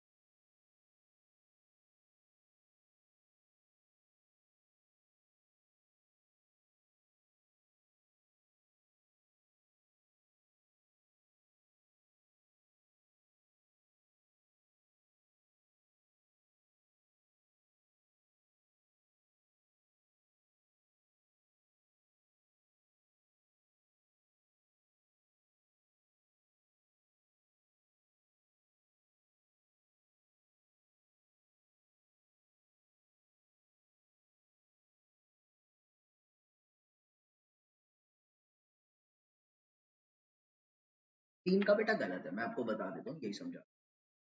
ये असमान मंदन नहीं कहलाएगा। मंदन के केस में आपको एक बात याद रखनी है कि मंदन जब भी आप पढ़ोगे, नोट करके बेशक लिख लो, मंदन जब भी आप पढ़ोगे तो मंदन कैसा लगता है, मंदन हमेशा नियत रहता है। मंदन असमान नहीं आएगा, मंदन हमेशा नियत रहेगा। यानी हमेशा जब कांस्टेंट डेसेलरेशन होती है, कांस्टेंट रिटार्डेशन, तो ही मंदन आएगा, नियत। ये यहाँ पर मेरे को समझ में आ रहा है कि त्वरण तो लग रहा है लेकिन घट रहा है, आपका त्वरण घट रहा है। ठीक है, यहाँ पे क्या हो रहा है, त्वरण तो लग रहा है लेकिन ये बढ़ रहा है, आपको ये पता होना चाहिए। ठीक है, समय कम बचा है इसलिए मैं जल्दी जल्दी करवा रहा हूँ। आगे मेरे पास आ रही है, इसको मैं कहूंगा ये मंदन है, कि आपका समय बढ़ रहा है लेकिन आपका वेग का मान कम हो रहा है। वेग आपका कम हो रहा है, समय आपका बढ़ रहा है, तो ये कहलाएगा मंदन है, क्योंकि क्या है, एक नियत त्वरण आ रहा है, नियत मात्रा के साथ कम हो रहा है, इसलिए मंदन। ठीक है, पहले नियत नहीं है ना, स्लोप बढ़ रहा है, ढलान चेंज हो रही है, त्वरण घट रहा है लेकिन मंदन नहीं है। मंदन नियत आता है हमेशा। बस। यहाँ पर ये कह रहे हैं कि कुछ असंभव ग्राफ हैं, तो असंभव ग्राफ मैं आप लोगों के साथ चर्चा में ले आता हूँ, क्योंकि मेरे बच्चे असंभव ग्राफ में कई चीजें पता होनी चाहिए, ध्यान से देखना। असंभव ग्राफ क्लास जो है सत्यमराज खत्म होने वाली है, लेकिन अभी टॉपिक जल्दी से मैं कवर अप करा रहा हूं। असंभव क्या क्या हो सकता है, पहला नोट करके याद रखना, दूरी जो है वो हमेशा बढ़ती है, दूरी हमेशा बढ़ती है। दूसरा आपको पता है समय जो है वो भी हमेशा बढ़ता है, कभी घटता नहीं है। ठीक है, तीसरा आपको पता है जो अदिश मात्रा है, तीसरे तौर पे मैंने लिख दिया कि अदिश मात्रा हमेशा आगे चलती है, अदिश मात्रा हमेशा आगे चलती है, पीछे कभी नहीं आती, हमेशा। बस यही याद रखना है, एक ही, आपको और कुछ याद नहीं करना। अदिश मात्रा हमेशा आगे चलती है, पीछे नहीं आएगी कभी। तो तुमने मुझे कहा इस ग्राफ को अगर मैं देखता हूं, तो ये ग्राफ जैसे मर्जी चला लो, अगर आप ऊपर चला रहे हो तो पहले जो समय था वो यहाँ था, बाद में समय यहाँ पर आ गया, तो आप देखो कि ये ग्राफ तो पीछे जा रहा है, समय के एक्सिस पे, समय के एक्स पे ये तो पीछे जा रहा है, जो कि असंभव है। समय कभी नहीं घट सकता, तो पीछे जा ही नहीं सकता, गलत है। मैंने कहा मान लो ये ग्राफ ऐसे शुरू हो रहा है, ये यहाँ तक तो पहुंच गया, बहुत अच्छी बात है, लेकिन क्या ये समय को दोबारा पीछे ला सकता है? आपका ग्राफ समय तक यहाँ तक आगे जा रहा है, इसके बाद आप इस बिंदु को पढ़ो, तो इस बिंदु पे तो समय दोबारा पीछे आ गया, समय पीछे नहीं आ सकता, ये भी गलत है। तीसरा ग्राफ मैं पढ़ता हूँ, मान लो ऐसे आ रहा है। पहली बात तो आप अगर यहाँ पे खड़े हो, इतने समय पर हो, तो क्या समय पीछे जा सकता है? इस बिंदु पर, बी बिंदु पे समय कम हो सकता है? नहीं हो सकता, तीसरा भी गलत है। मेरे को थम्स अप करो, थम्स अप करो, समझ आ गया? समय कभी पीछे नहीं जा सकता। ग्राफ को पढ़ने के लिए उस रेखा पर चलो, समय को पीछे मत लेकर जाना। अगर समय पीछे गया तो ग्राफ गलत है, बस। थम्स अप करो, प्लीज थम्स अप करो।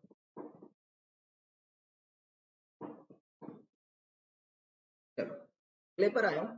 मैंने कहा ये भी असंभव है। मैंने अभी अभी कहा कि अदिश मात्रा जो है, अदिश हमेशा कैसी रहती है? धनावेश, ओ सॉरी, धनात्मक होती है। आपकी चाल है, चाल कैसी मात्रा? अदिश मात्रा, जो कि ऑलवेज ग्रेटर देन और इक्वल टू 0 होगी। आपने कहा भाई चाल तो नीचे की तरफ जा रही है, ये क्या है? ये माइनस चाल है, जो कि असंभव है। कभी नीचे हो ही नहीं सकती ना, हमेशा बढ़ेगी, हमेशा पॉजिटिव होगी। दूरी अदिश मात्रा है, हमेशा 0 से बड़ी रहेगी। तो मैंने कहा दूरी जो कि इम्पॉसिबल है, यहाँ ये दिखा रहे नेगेटिव दूरी, ये क्या हुआ? नेगेटिव दूरी हो गई, जो कि गलत है, ये भी गलत है। समझ आ रहा है? समझ आ रहा है? हाँ, मैं ले आऊंगा, बैकलॉग का भी एक ले आऊंगा। ये चीज समझ आ रही है ना? क्लियर है? आगे करना है, ध्यान से सुनना। ये तीसरा भी असंभव है, ये भी असंभव है। क्यों? ये इंपॉर्टेंट है बेटा। तुम्हें मैंने कहा कि ये x है, ये v है, ये a है। आप अगर इस ग्राफ को पढ़ो तो आपको देखने को मिल रहा है कि एट t टाइम पर आपके x जो है वो अनगिनत बढ़ रहा है। ये क्या है? अनगिनत मात्रा के साथ बढ़ रहा है। x मतलब t समय पर, कुछ भी एक t समय, मान लो 2 सेकंड है, तो ये 2 सेकंड पर अनगिनत मात्रा के साथ बढ़ रहा है, अनगिनत मात्रा में वृद्धि दे रहा है। क्या ये पॉसिबल है? नहीं। कि अगर किसी भी चीज की दूरी में वृद्धि आती है तो उसके साथ साथ समय हमेशा चलता है। समय कभी किसी के लिए रुकता नहीं है, मैंने बोला आपको, समय कभी रुकता नहीं है। तो आपको मैंने कहा भाई समय अगर रुकता नहीं है तो एक समय पे इतनी ज्यादा वृद्धि किसी भी मात्रा में नहीं आ सकती। आप देखो कि x तो बढ़ता जा रहा है लेकिन समय नहीं बढ़ रहा, पॉसिबल ही नहीं है। ठीक इसी तरीके से एक समय पे एक वेग होगा, एक समय पे दो वेग पॉसिबल नहीं है। एक समय पे दो वेग एक मात्रा के साथ नहीं आ सकते, तो दो वेग तो पॉसिबल नहीं है, ये भी असंभव है। ठीक इसी तरीके से एक समय पे दो त्वरण भी नहीं आ सकते। एक टाइम पे त्वरण में कितनी वृद्धि कर लेगा? ऐसा पॉसिबल नहीं, एक टाइम पे एक त्वरण, तो ये भी गलत है। बहुत जरूरी है भाई, बहुत जरूरी। ये ग्राफ आपको नॉर्मली देखने को नहीं मिलेंगे, मैं बता रहा हूँ। क्वेश्चन लाया था, ध्यान से सुनना। एनसीईआरटी का क्वेश्चन है, मैं ही बता रहा हूँ कि गलत है क्या सही है। पहला ग्राफ गलत है, क्योंकि पहले ग्राफ के अंदर आप देख रहे हो कि आपका टाइम जो है वो पीछे जा रहा है, तो टाइम पीछे जा ही नहीं सकता, तो गलत है। दूसरे ग्राफ के अंदर आपका ग्राफ ऐसे चल रहा है, यहां भी आप देखो पीछे की तरफ आ रहे हो, तो टाइम पीछे जा नहीं सकता, गलत है। अदिश मात्रा है आपकी स्पीड, और अदिश मात्रा कभी नेगेटिव नहीं हो सकती, जो कि गलत है। टोटल पाथ लेंथ, मैंने कहा ध्यान से सुनना। आपने मुझे कहा टोटल पाथ लेंथ बोले तो दूरी, और दूरी क्या है? एक अदिश मात्रा है, और अदिश मात्रा कभी कम नहीं हो सकती। अदिश मात्रा यहां तक तो चली गई, वो अच्छा है, लेकिन वापस नहीं आ सकती, कभी ऋणात्मक हो ही नहीं सकती, हमेशा धनात्मक होती है। पहले बढ़ा दी तो वापस नहीं आती दूरी, दूरी हमेशा बढ़ती है, विस्थापन वापस आता है। अगर यहाँ विस्थापन होता, अगर विस्थापन होता तो ये सही था, तो ये सही होता, अदरवाइज तो गलत है। क्लियर है? एनसीईआरटी का क्वेश्चन है। अब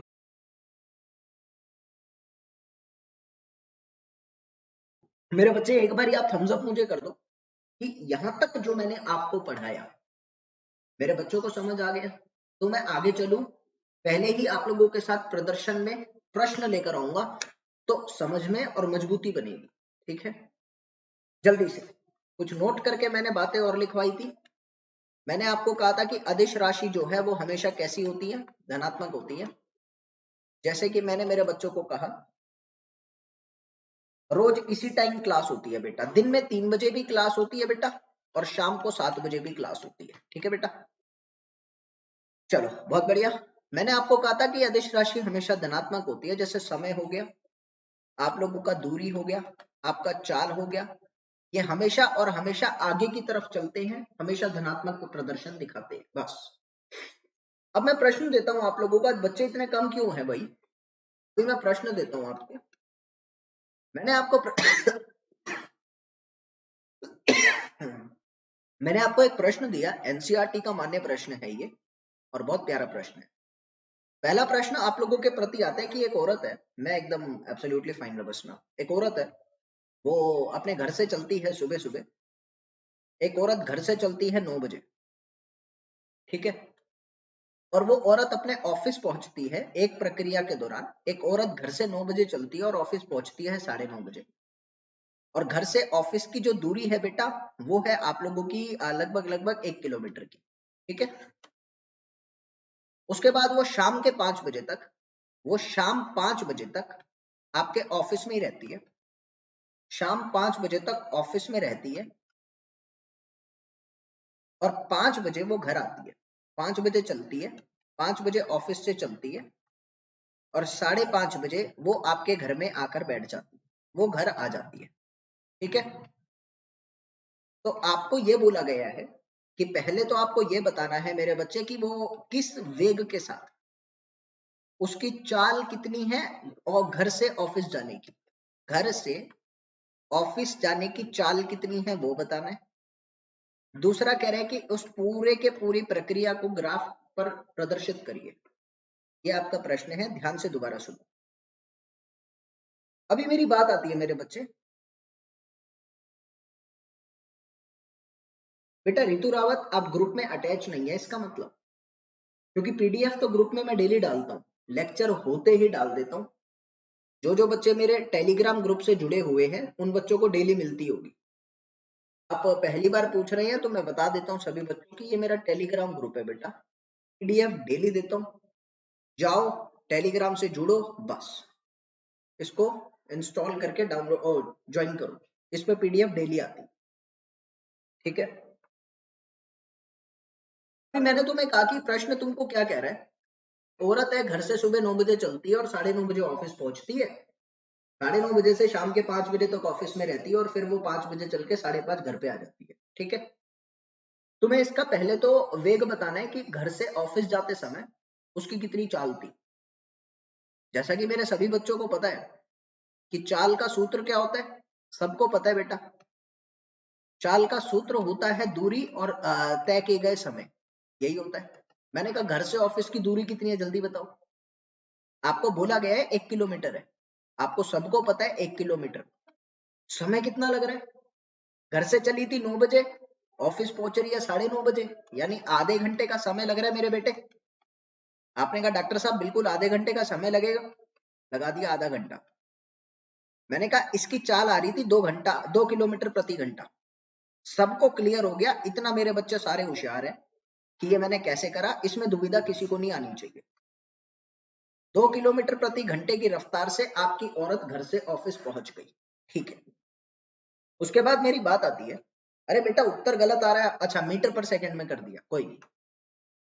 बात आती है कि सर ग्राफ बना दो, ध्यान से सुनना ग्राफ कैसे बनेगा। आपको ग्राफ दे नहीं रखा, अब मैं ग्राफ में थोड़ा सा टिपिकल ट्विस्ट डालूंगा। पहले मैंने प्रश्न में कहा बेटा कि तुमको आसान ग्राफ बनाना है, तुम्हारा जो ग्राफ है वो किस में बनेगा, डिस्टेंस वर्सेस टाइम में। मैंने आपको बोला, मैंने कहा दूरी और समय के अंतराल में ग्राफ बनाओ।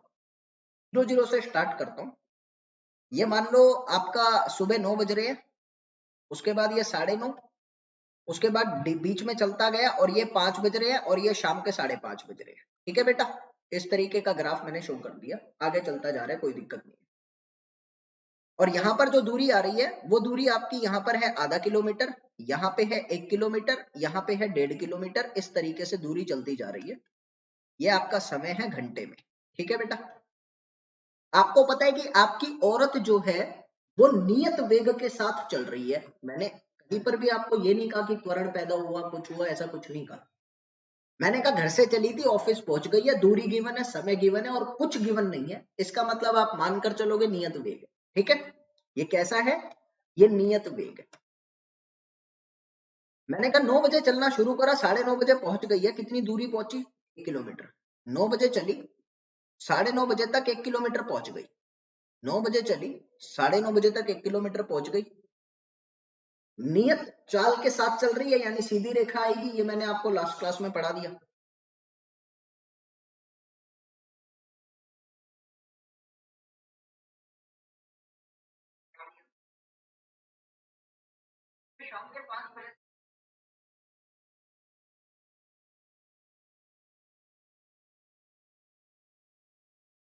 अब बेटा अभी चल रही है क्लास,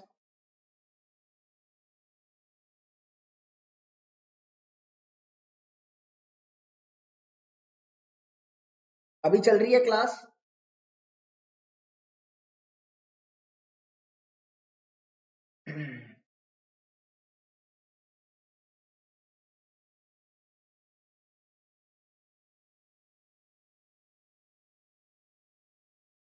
चलो क्लियर है। मेरे को ये बताओ, अभी ये समझ आ गया, थम्स अप करो जल्दी से। आपको ये समझ आ गया क्या चल रहा था? अब मैं आपको कुछ ना कुछ नया बताऊंगा, अब ध्यान से सुनना।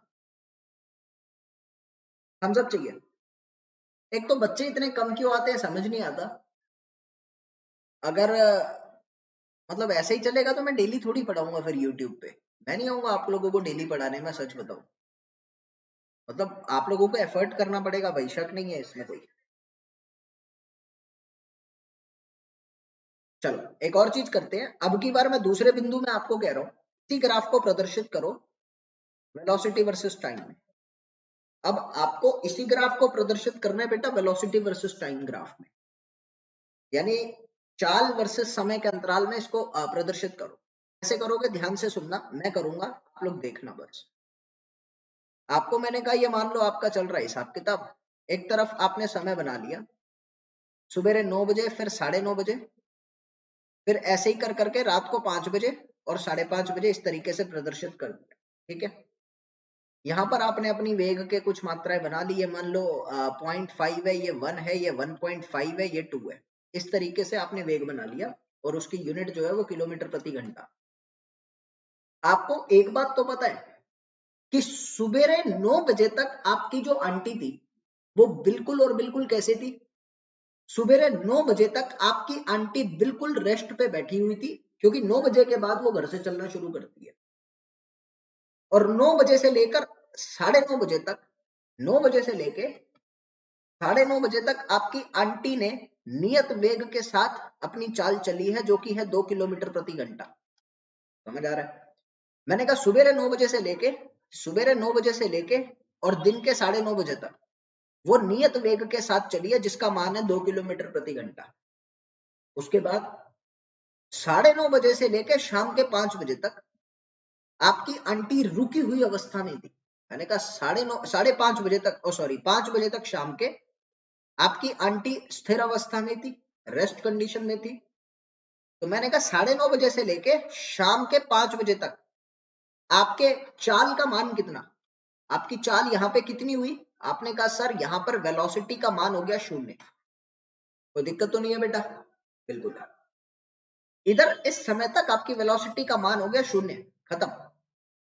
और उसके बाद फिर से क्या हो रहा है, शाम को 5 बजे से लेके 5:30 बजे तक फिर से आपकी आंटी एक नियत चाल के साथ आ रही है, जिसका मान है 2 किलोमीटर प्रति घंटा। आपने कहा ठीक है, शाम के 5 बजे से लेके 5:30 बजे तक फिर के वो 2 किलोमीटर प्रति घंटे की रफ्तार से चल रही है। मेरे मुख्य रूप से जो मैंने समझाना चाहा, मुझे उम्मीद है कि मेरे बच्चों को समझ आ गया। ये दूसरा ग्राफ अगर समझ आ गया तो यस करो। गुड इवनिंग बेटा सभी को। दूसरा ग्राफ समझ आ गया तो यस करो। क्लियर है? जल्दी करो, अब की बार तीसरा ग्राफ भी बनाऊंगा। ध्यान से समझना है क्या बोल रहा हूं मैं बस।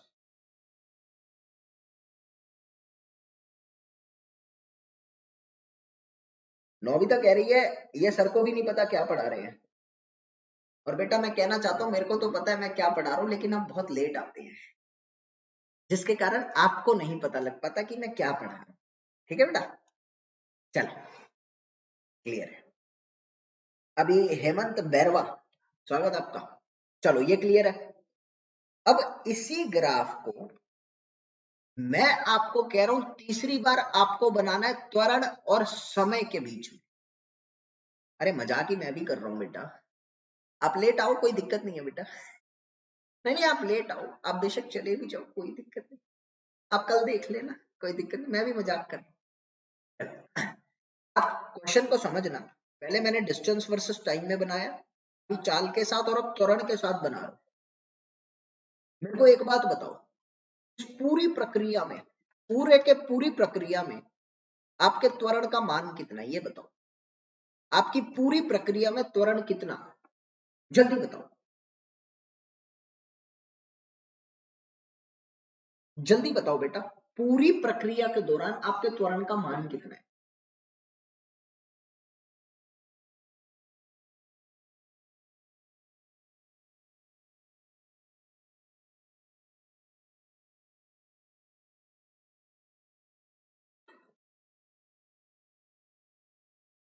जल्दी करो बेटा, पूरी प्रक्रिया के दौरान त्वरण का मान कितना है।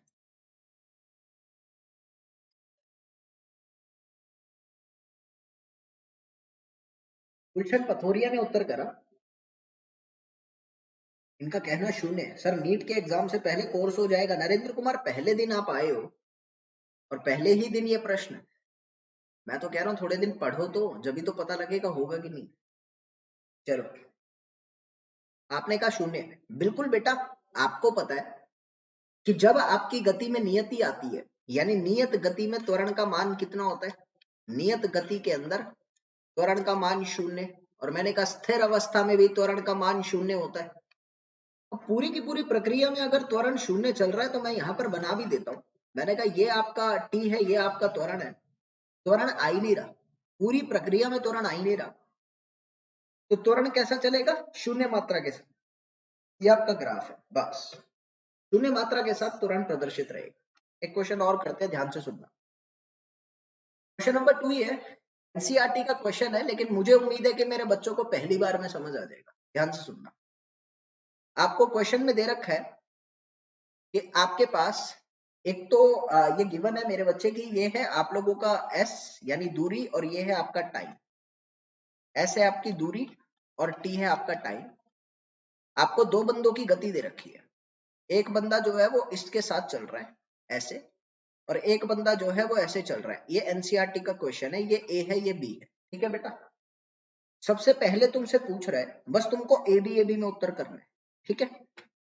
सबसे पहले तुमको पूछ रहा है, पहला प्रश्न, कि तेज कौन चल रहा है, तेज कौन चल रहा है, ए चल रहा है कि बी चल रहा है, ये बताओ जल्दी से। दोनों में से तेज कौन चल रहा है, ए चल रहा है कि बी चल रहा है।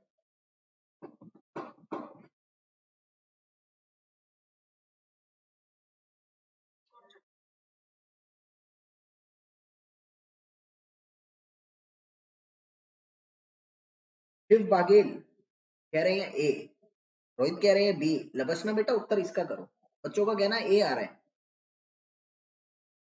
सभी बच्चों से अनुरोध है, कमेंट एक ही बार करना है, ठीक है। अभी व्लॉग्स कमेंट भाई एक ही बार करना है, please, it's my request to you. एक बार ही कमेंट करना है, मैंने पहली बार में पढ़ लिया आपका ना। कई बच्चे कह रहे हैं ए, कई बच्चे कह रहे हैं बी।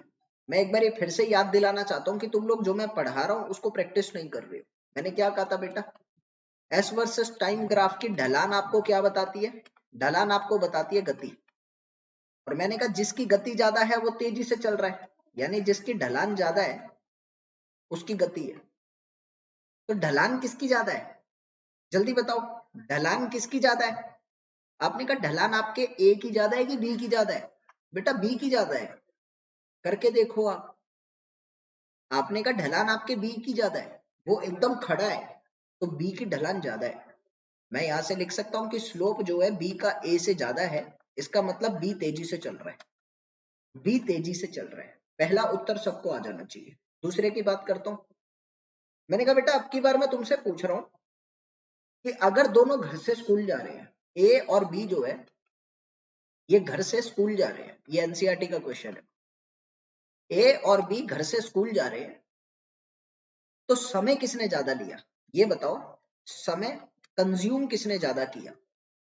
कंज्यूम का मतलब है कौन ज्यादा समय ले रहा है, ए ज्यादा ले रहा है कि बी ज्यादा ले रहा है, ये बताओ। समय कौन ज्यादा ले रहा है, ए ज्यादा ले रहा है कि बी ज्यादा ले रहा है? जल्दी करेंगे।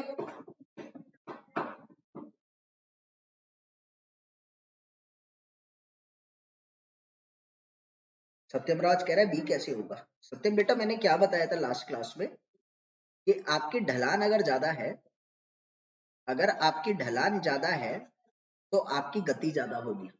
और बी की ढलान देख कितनी ज्यादा है, बी की ढलान बहुत ज्यादा है ना, एकदम खड़ा है। तो मैंने कहा बिल्कुल सही है, इसका मतलब बी की गति ज्यादा है। तो सबको पता है बेटा ए ज्यादा समय लेगा, क्यों? क्योंकि जीरो से लेके इतने समय तक, जीरो से लेके इतने समय तक ए चल रहा है, और बी ने तो बहुत कम चाल चली है, इधर से लेके इधर तक। बी ने तो बहुत कम चाल चली है और ए ने बहुत ज्यादा समय के लिए चाल चली है। तो मैंने कहा हाँ, बी ने कम समय लिया। तीसरी ऐसे पूछ रहा है कौन जल्दी पहुंच रहा है, कौन जल्दी स्कूल पहुंच रहा है, कौन जल्दी स्कूल रीच कर रहा है यानी पहुंच रहा है, ये बताओ। ए जल्दी पहुंच रहा है कि बी जल्दी पहुंच रहा है? कॉमन सेंस है यार। सत्यम भाई आप समझे कि नहीं समझे ये बताओ। सत्यम मेरे को यस चाहिए आपकी तरफ से बेटा। अब ए जल्दी पहुंच रहा है कि बी जल्दी पहुंच रहा है? अरे अनीशा क्यों मजे ले रहे हो? उसके बाद शिव बाघेल भी लगा पड़ा है। तुमको पता है भाई, एक बात बताओ, तेज कौन चल रहा है? बी चल रहा है। समय कौन कम ले रहा है? बी ले रहा है। फिर भी ए जल्दी पहुंचेगा? मायला रजनीकांत है क्या? अरे यार जो कम समय ले रहा है, तेज चल रहा है, वो जल्दी पहुंच गया। मैंने कहा बी जल्दी पहुंच रहा है। आपको दिख रहा है बेटा? पता होना चाहिए बी जल्दी पहुंच रहा है। इसके बाद चौथा प्रश्न मैं कहता हूं, अब ध्यान से सुनना, कि ओवरटेकिंग का मतलब समझते हो? कितनी बार दोनों टकरा रहे हैं, कितनी बार, कितनी बार दोनों टकरा रहे हैं, ये बताओ। कितनी बार टकरा रहे हैं दोनों, दोनों कितनी बार टकरा रहे हैं, जल्दी बताओ। सत्यम को समझ नहीं आया, अभी समझाता हूं, रुक जा 2 मिनट। मेरे को ये बताओ कितनी बार टकरा रहे हैं सारे बच्चे, फिर उसके बाद मैं सत्यम को ये समझा देता हूँ। आकांक्षा अनुराग इज सेइंग ऑप्शन नंबर, मतलब एक बार। उसके बाद महिमा मिश्रा एक बार, गुलशन पथोरिया एक बार, मुकीद बहुत दिन बाद आया एक बार, पुष्कल एक बार। सब खैरियत है मुकीद भाईजान? देखो, जहां पर दोनों आपस में मिल रहे हैं ना, इसका मतलब होता है टकराना, बस इसका मतलब होता है टकराना। तो एक बार ये दोनों आपस में टकरा रहे हैं, ठीक है। अब क्वेश्चन दूसरा आता है, हिंदी वर्जन में क्या बोलूं? मैंने कहा ओवरटेकिंग का मतलब सबको पता होगा, स्पष्ट सी भाषा। ओवरटेकिंग आपको पता है? ओवरटेकिंग पता है आपको मेरे बच्चे?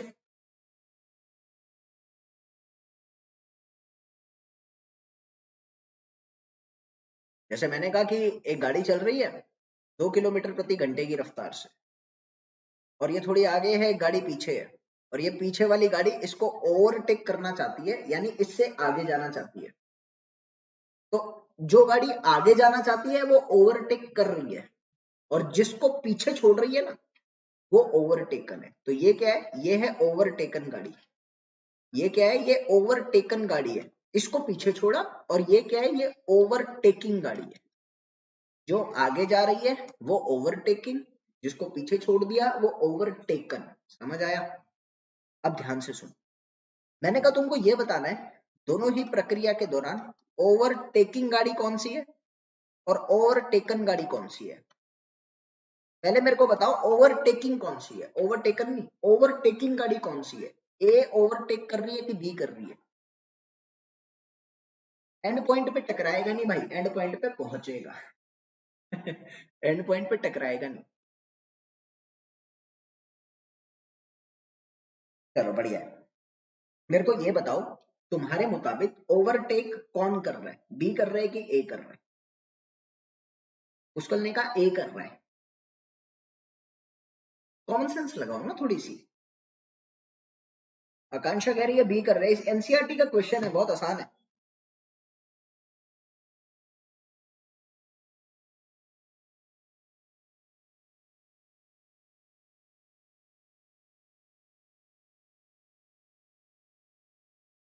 चलो क्लियर करो। मैंने कहा मेरे बच्चों को पता है ओवरटेक वो ही करेगा जो पीछे होगा, है ना। और मैंने कहा पहले कौन चल रहा है, ए चल रहा है, पहले ए चल रहा है और बाद में बी चल रहा है। तो बाद में तो बी चल रहा है ना, जब बाद में चल रहा है तो उसको जरूरत है ओवरटेक करने की। यानी ओवरटेक किसने किया, ओवरटेक किया आपके बी ने। और ओवरटेकन कौन हुआ, किसको ओवरटेक किया, जो पहले से चल रहा था यानी ए। या हमेशा नोट करके याद रखना, जैसे पेपर में कई बार दिमाग नहीं चलता बच्चों का, जिसकी गति ज्यादा होती है, जिसकी गति ज्यादा होती है उसको कहते हैं ओवरटेकिंग, ओवरटेकिंग। और जिसकी गति कम होती है उसको कहते हैं ओवरटेकन, वो ओवरटेक हो गया। ठीक है मेरे बेटे, ये क्लियर करना है। अब एक और चीज पढ़ाता हूं।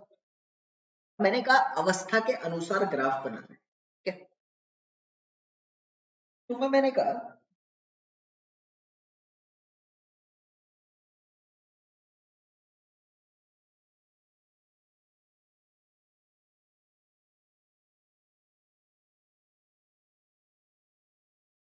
मेरे को ये बताना क्या जो ग्राफ मैं बना रहा हूं वो सही है कि गलत है, ठीक है।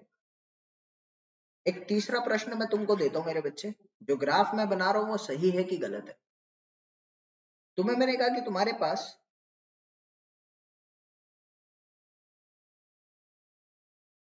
इस तरीके का ग्राफ है, तुम्हें कह रहा है कि ये दूरी है और ये समय है।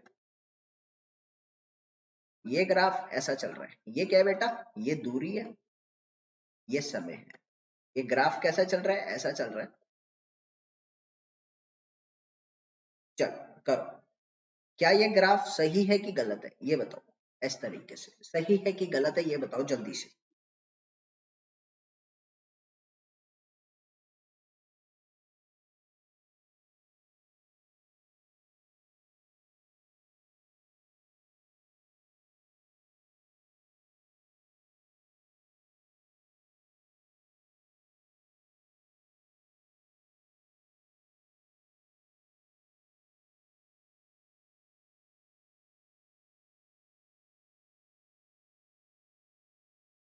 बच्चे कह रहे गलत है। चलो, मेरे को भी पता है गलत क्यों है, क्योंकि मैंने तुमको बताया बेटा कि दूरी जो है वो एक अदिश मात्रा है। दूरी कैसी मात्रा है, दूरी अपने आप में, दूरी कैसी मात्रा है बेटा, अदिश है। और अदिश मात्रा मैंने बताया था कि कभी कम नहीं होती, यहाँ पे मैक्सिमम तक पहुंच गई तो नीचे कभी आ ही नहीं सकती। तो ये ग्राफ 100% गलत है। एक प्रश्न है आपका नीट का, ध्यान देंगे वो प्रश्न क्या कहता है। आपको बोला गया है यदि किसी समय पर x और y निर्देशांक की मात्राएं आपको गिवन है। x कह रहा है बेटा 5t माइनस 2t² और y आपको कह रहा है मेरा बेटा 10 इंटू टी। ये दो निर्देशांक आपको गिवन है। जहां कह रहा है कि t जो है वो समय है, t क्या है आपका समय है, तो कह रहा है कि t is equal to 2 second पर, t is equal to 2 second पे आपके त्वरण का मान कितना होगा वो बताओ। ऑप्शन ए में कह रहा है मेरे बेटे को 0, ऑप्शन बी में कह रहा है मेरे बच्चे को 5 मीटर पर सेकंड स्क्वायर, सी में कह रहा है बच्चे आपको -4i मीटर पर सेकंड स्क्वायर, आई का मतलब समझना आना चाहिए सबको। ऑप्शन नंबर डी में कह रहा है -8 मीटर पर सेकंड स्क्वायर। ठीक है, आपको कह रहा है एक्स और वाई आपको गिवन है, T is equal to 2 second पे त्वरण का मान कितना है ये बताओ, बस और कुछ कह ही नहीं रहा आपसे। जल्दी करेंगे बेटा।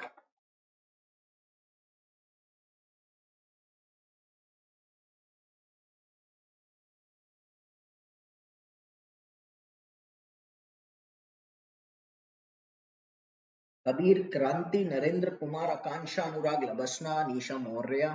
अच्छा, मैं एक बात और कहना चाहता हूँ, रात को 9 बजे बेटा, रात को 9 बजे, आज ही रात को 9 बजे अनअकैडमी के प्लेटफॉर्म पर, अनअकैडमी के प्लेटफॉर्म पर आप लोगों के लिए स्पेशल क्लास रखी है। और वो सही में स्पेशल है, क्योंकि उस क्लास के अंदर मैं आप लोगों को पुली पढ़ाने वाला हूँ।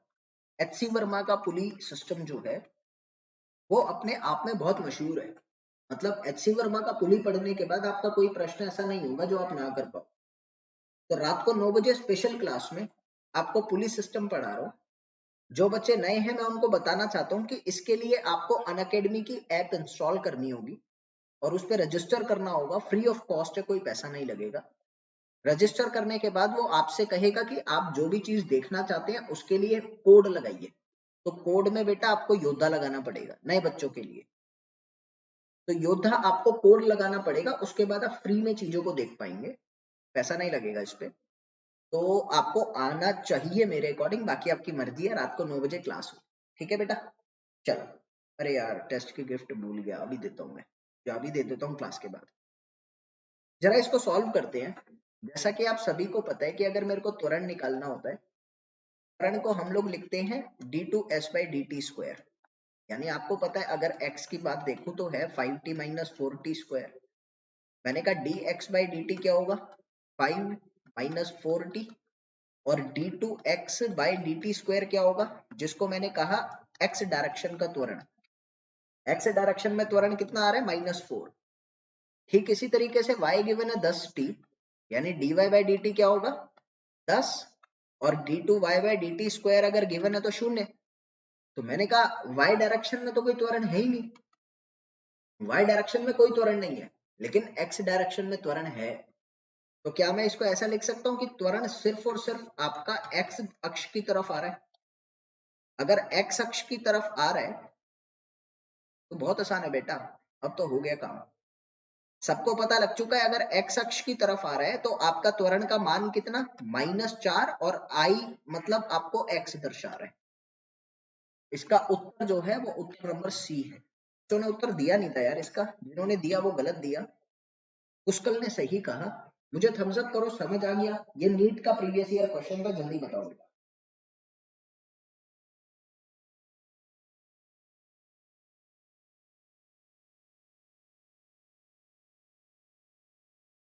जल्दी करेंगे। एक और प्रश्न आपको देता हूँ, वो भी अच्छा प्रश्न है, नीट का प्रीवियस ईयर क्वेश्चन है बेटा वो।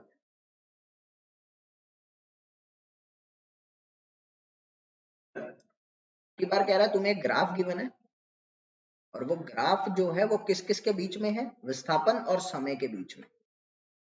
यानी एस क्या है यहाँ पे, एस है बेटा आपका विस्थापन, यानी डिस्प्लेसमेंट वर्सेस टाइम का ग्राफ आपको गिवन है। और वो ग्राफ कह रहा है इस तरीके से चल रहा है, ठीक है?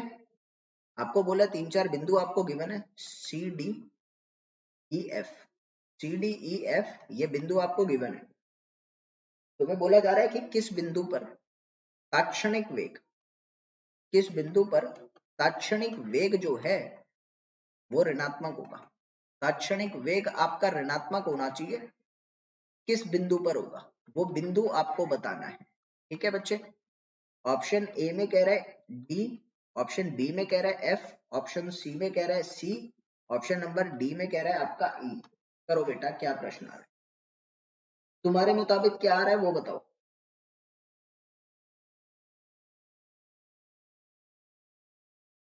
Option A B C D, जल्दी करो। महिमा महिमा महिमा क्या कह रही है, नहीं करके कुछ समझ नहीं आया? मैं बताता हूँ आपको, क्वेश्चन समझ आ गया बेटा? इसका उत्तर करो, उसके बाद मैं पहले का समझा देता हूँ। सत्यम राज का भी डाउट है और आपका भी है, जल्दी करो बेटा। नरेंद्र एक बार ही उत्तर करा करो यार, ठीक है? हॉटस्पॉट ऑन करूं? हॉटस्पॉट की क्या जरूरत है, मैं फोन कर देता हूँ ना अंबानी को, घर पे टॉवर ही लगवा देगा। कल मेरी बात भी हुई थी, मैंने कहा भी था, मैं कहा यार वो सत्यम के घर पे नेटवर्क प्रॉब्लम है। कह रहा था अरे भाई कैसी बात कर रहे हो, कल भेज देता हूँ मैं, लड़के करवा दूंगा। मैं फोन कर देता हूँ, करवा देगा, ठीक है? चलो, अभी बात आती है मेरे बच्चे, कि तुमको भी पता है कि विस्थापन और समय के ग्राफ में जो इनकी ढलान होती है, जो इनकी ढलान होती है वो आपको वेग बताती है। कोई दिक्कत तो नहीं है? और मैंने कहा आप देखो ई बिंदु पर, ई पर ढलान कैसी है, ई पर ढलान ऋणात्मक चल रही है, देख नीचे जा रही है। मैंने कहा ई बिंदु पे ढलान नीचे जा रही है, बिल्कुल जा रही है। जब नीचे जा रही है तो जाहिर तौर पे ऑप्शन नंबर डी हो गया उत्तर। क्लियर है? ऑप्शन नंबर डी हो गया उत्तर, क्योंकि ई की जो ढलान है वो नीचे जा रही है, नीचे जा रही है तो खत्म हो गया बेटा काम। चलो, इससे पहले वाले प्रश्न में महिमा का डाउट है।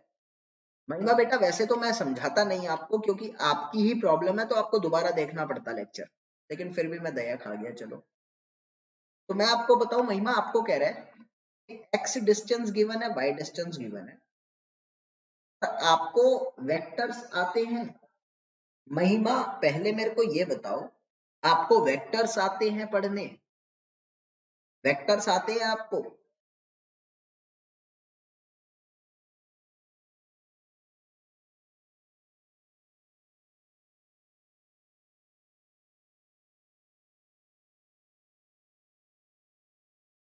तो फिर तो हो जाएगा।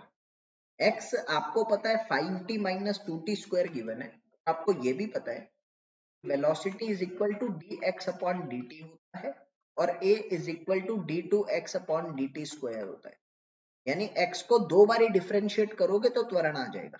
ठीक है, आपने क्या करा, पहले आपने एक बारी डिफरेंशिएट करा तो 5 माइनस 4t आया। अवकलन करना आता होगा महिमा आपको? नहीं आता तो बेटा मैंने पढ़ा रखा है पहले, आप जाकर पढ़ सकते हो। तो मैंने कहा एक बार ही आपने इसका अवकलन किया, 5 माइनस 4t आ गया, और दूसरी बार जब आपने इसका अवकलन करा बेटा तो आपके पास त्वरण आ गया, और इसके पास सिर्फ यही मात्रा बच रही है। ठीक है, ये एक्स डायरेक्शन का त्वरण है।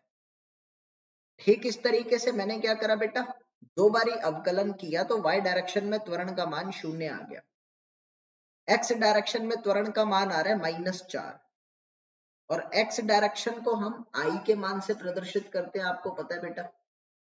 जब i लिखा होता है तो मतलब x होता है। तो ये आपको क्या दर्शा रहा है? ये दर्शा रहा है कि जो आपका त्वरण है वो सिर्फ x डायरेक्शन में ही है, इसलिए मैंने i लगाया, और कितना मान है, -4। बस बेटा यही है। महिमा मेरे को बताएंगे, समझ आ गया?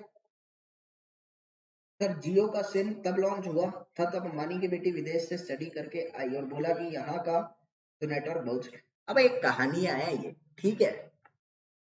एक बात बताओ भाई, मुझे नहीं लगता कि अंबानी भी इतना दिलेरी होगा, जिसकी बेटी अमेरिका के आके कहती है यहाँ का नेट स्लो है, और अंबानी ने कई कई हजार करोड़ रुपए खर्च कर दिए।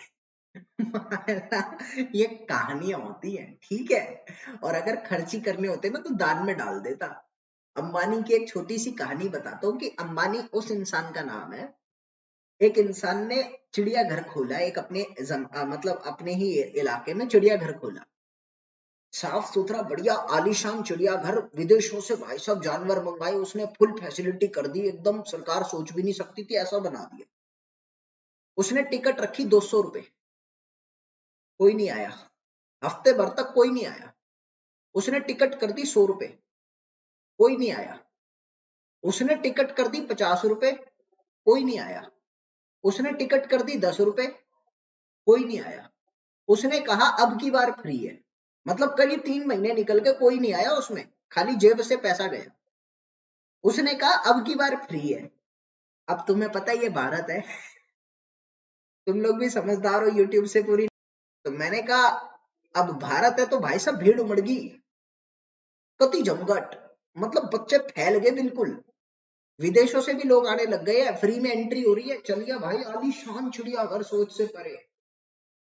अब उसने लोगों को घुसा तो दिया, हाउसफुल का बोर्ड लगा दिया बाहर। सुनना अभी, और ध्यान से सुनना, बंदे घुस तो गए, बाहर हाउसफुल का बोर्ड लगा दिया, कई लोगों को वापस जाना पड़ा, अंदर छोड़ दिया खुला शेर। और लिख दिया बाहर आने के लगेंगे 700 रुपए। अंबानी उसका नाम है, ठीक है। तो मजाक में मत समझना। ठीक है, चलो।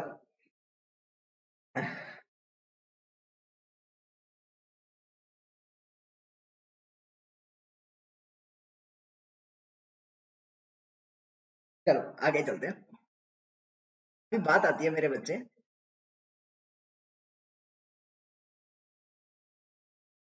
एक क्वेश्चन और दे देता हूँ, थोड़ा अच्छा सा प्रश्न लगेगा।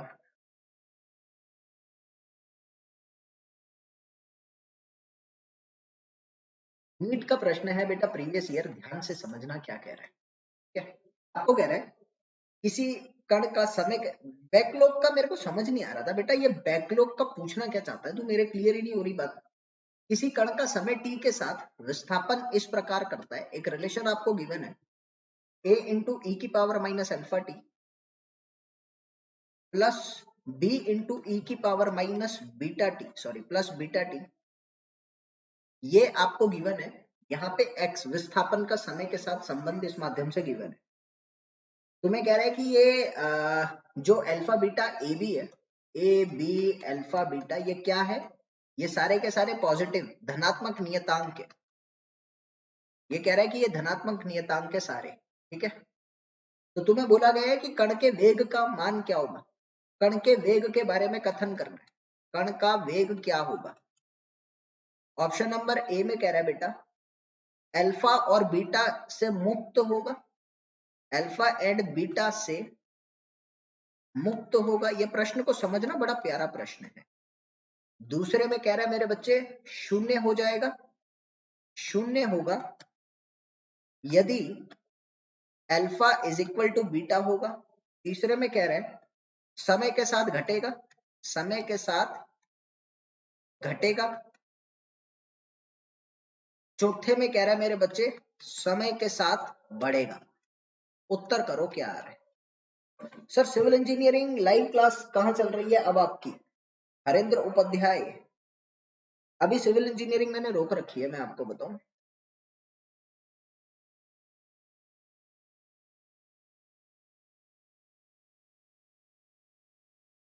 जब चलेगी हरिंद्र तो I will inform all the students, जल्दी ही चलाऊंगा, ठीक है हरिंद्र। यार ये बैकलॉग, हिंदी बोल यार, अंग्रेजी नहीं आ रही है मेरे को समझ में, लेक्चर बैकलॉग लग गया है। हमें बैकलॉग होता क्या है मेरे तो यही नहीं पता लग रहा।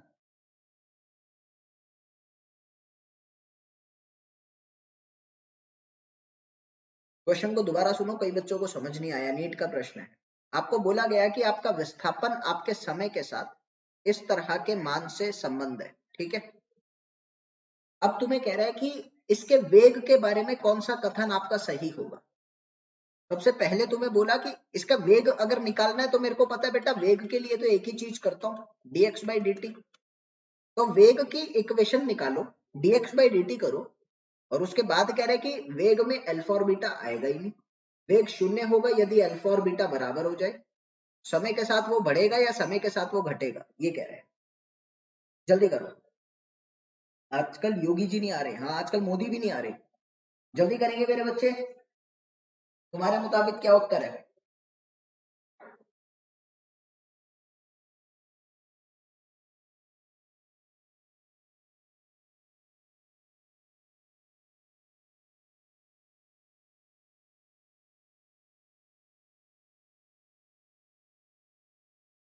जल्दी करो मेरे बच्चे, लेक्चर छूट गए हैं जिससे पूरी फिजिक्स का था पता नहीं है, फिजिक्स नाम का भी कोई सब्जेक्ट है। लेक्चर छूट गए,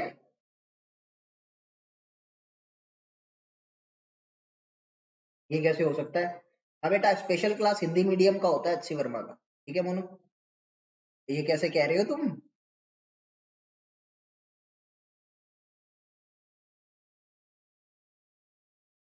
लेक्चर कैसे छूट सकते हैं, मेरे तो समझ नहीं आ रहा, उसमें तो सारे उपस्थित है।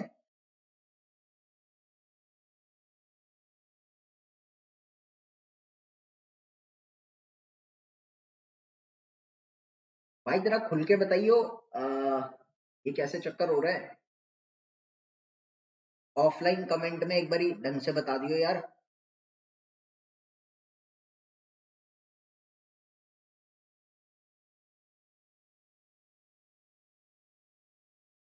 देखो बेटा मैं आपको बताता हूँ, एक ही प्लेलिस्ट बनी हुई है, उसी में सारे हैं, ढूंढ ले बस, और कुछ नहीं है। चलो अभी मैं प्रश्न कराता हूँ। आपको एक बात तो पता है कि भाई v निकालने के लिए अवकलन का सहारा लेना पड़ेगा। आपने कहा v क्या होगा, dx बाई dt।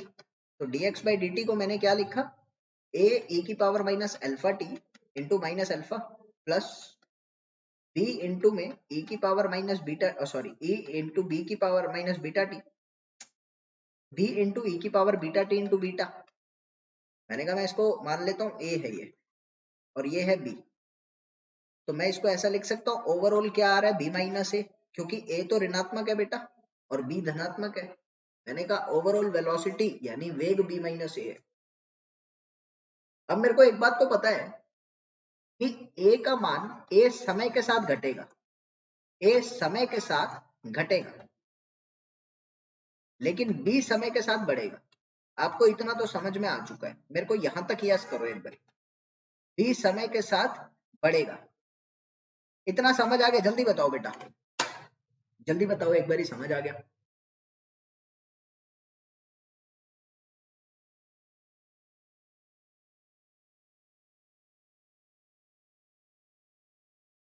तो बता तो दिया कि जो प्लेलिस्ट है उसी में सारे हैं, ढूंढ ले। यार मेरी इंग्लिश कमजोर है भाई, देखो मैं बताऊं पहले आपको, अब बैकलॉग बैकलॉग करे जा रहा है, मेरे को समझ नहीं मैं बोल क्या रहा है यार।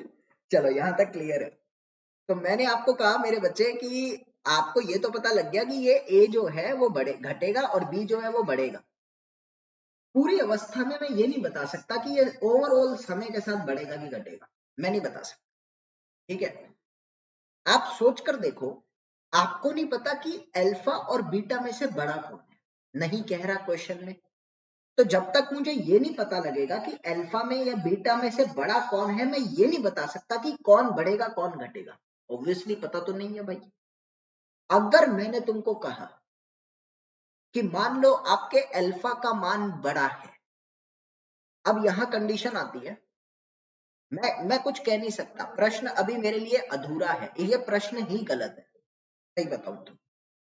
लेकिन बात आती है, अगर मैंने क्वेश्चन के अंदर ये दे रखा होता कि अल्फा का मान बीटा से बड़ा है, तो मेरे को इतना समझ में आ जाता कि माइनस ए बी से बड़ा है, यानी ओवरऑल आपका वेग जो है वो घटेगा घटेगा। लेकिन अगर कह रहे हैं कि अल्फा बीटा से छोटा आ रहा है, अगर आपको बोल दिया कि आपके अल्फा का मान आपके बीटा से छोटा है, तो जाहिर तौर पे आपका बी ए से बड़ा है, यानी वी का वेग बढ़ेगा। इतना समझ आ गया? तो अभी के मुताबिक वो प्रश्न मेरे लिए गलत है, मैं उसके बारे में कुछ कह नहीं सकता। ठीक है मेरे बच्चे, चलो एक और ग्राफ आप लोगों को देता हूं।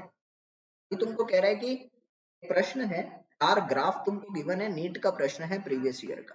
ठीक है बेटा, कह रहा है कि इस तरीके से ग्राफ गिवन है, ये है आपका टी, ये है आपका पी, वेलोसिटी और टाइम। दूसरे ग्राफ में कह रहा है बेटा इस तरीके से और इस तरीके से, ये v है ये t है, सर्कल दिखा रहा है।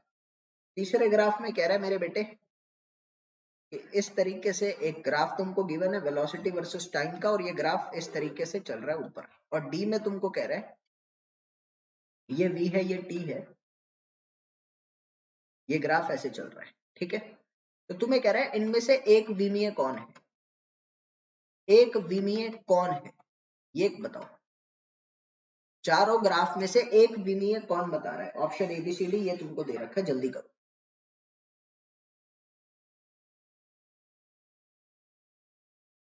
अबे सिविल इंजीनियर है तो इसका मतलब ये थोड़ी है कि अच्छा होगा, जल्दी करो।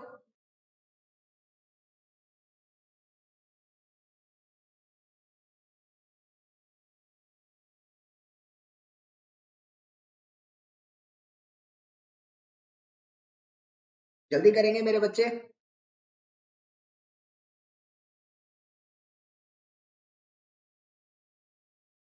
प्रिंस का कहना सी, अनीशा का कहना सी, ज्यादातर बच्चे सी कह रहे हैं, लेकिन आकांक्षा कह रही है ऑप्शन ए। मैं जरा आपको बताना चाहता हूँ मेरे बच्चे, आप समझ कर चलो।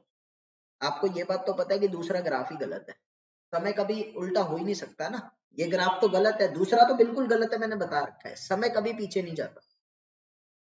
पहला ग्राफ एकदम सही है, पहला ग्राफ एक विमीय दर्शा रहा है। एक बात बताओ, तुम्हें कह रहा है पहले वो क्या कर रहा है, अगर ध्यान से देखूं तो ये एक्सेलरेशन पॉजिटिव है और इसमें एक्सेलरेशन नेगेटिव है।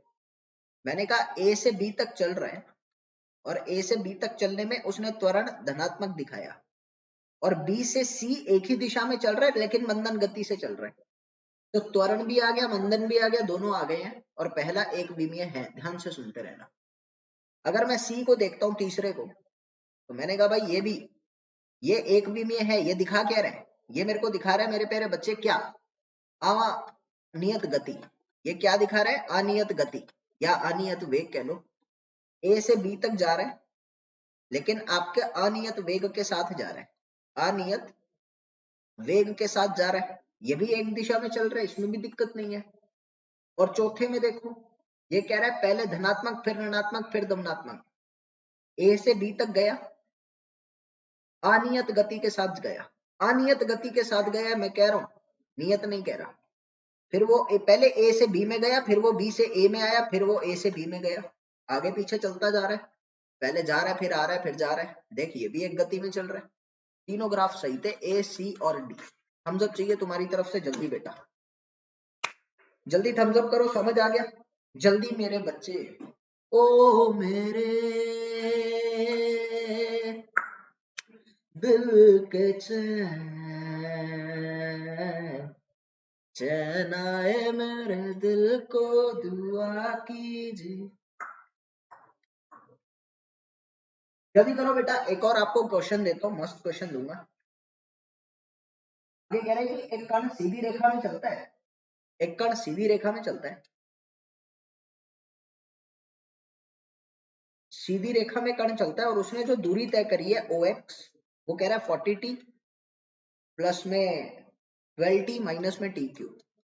ठीक है, तुम्हें बोल रहे बेटा कि यह कण विरामावस्था पहुंचने तक कितनी दूरी तय करेगा। ये भी नीट का क्वेश्चन है, प्रीवियस ईयर क्या है, एनसीईआरटी से भी आसान क्वेश्चन दे देता है।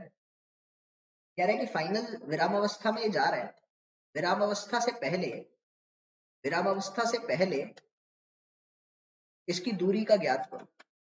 ऑप्शन नंबर ए में कह रहा है बेटा 24 मीटर, ऑप्शन बी में कह रहा है 40 मीटर, ऑप्शन सी में कह रहा है 56 मीटर, ऑप्शन नंबर डी में कह रहा है 16 मीटर। जल्दी करो।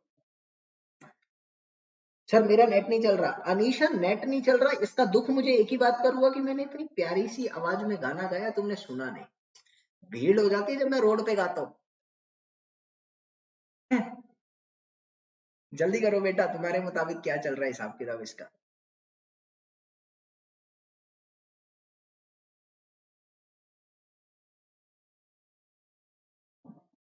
ऐसी मैंने दिन में 12वीं की जो मेरी 3 बजे क्लास होती है बेटा, तो 12वीं वाली क्लास में मैंने यही गाना गाया था। पता नहीं किसने कमेंट करा कि सर अरे वाह आप तो टोनी कक्कड़ बन गए। मुझे लगा भाई ताना मार रहे कि तारीफ कर रहे हैं। नाम भी तो किसका लिया, टोनी कक्कड़ का। चलो जल्दी करेंगे।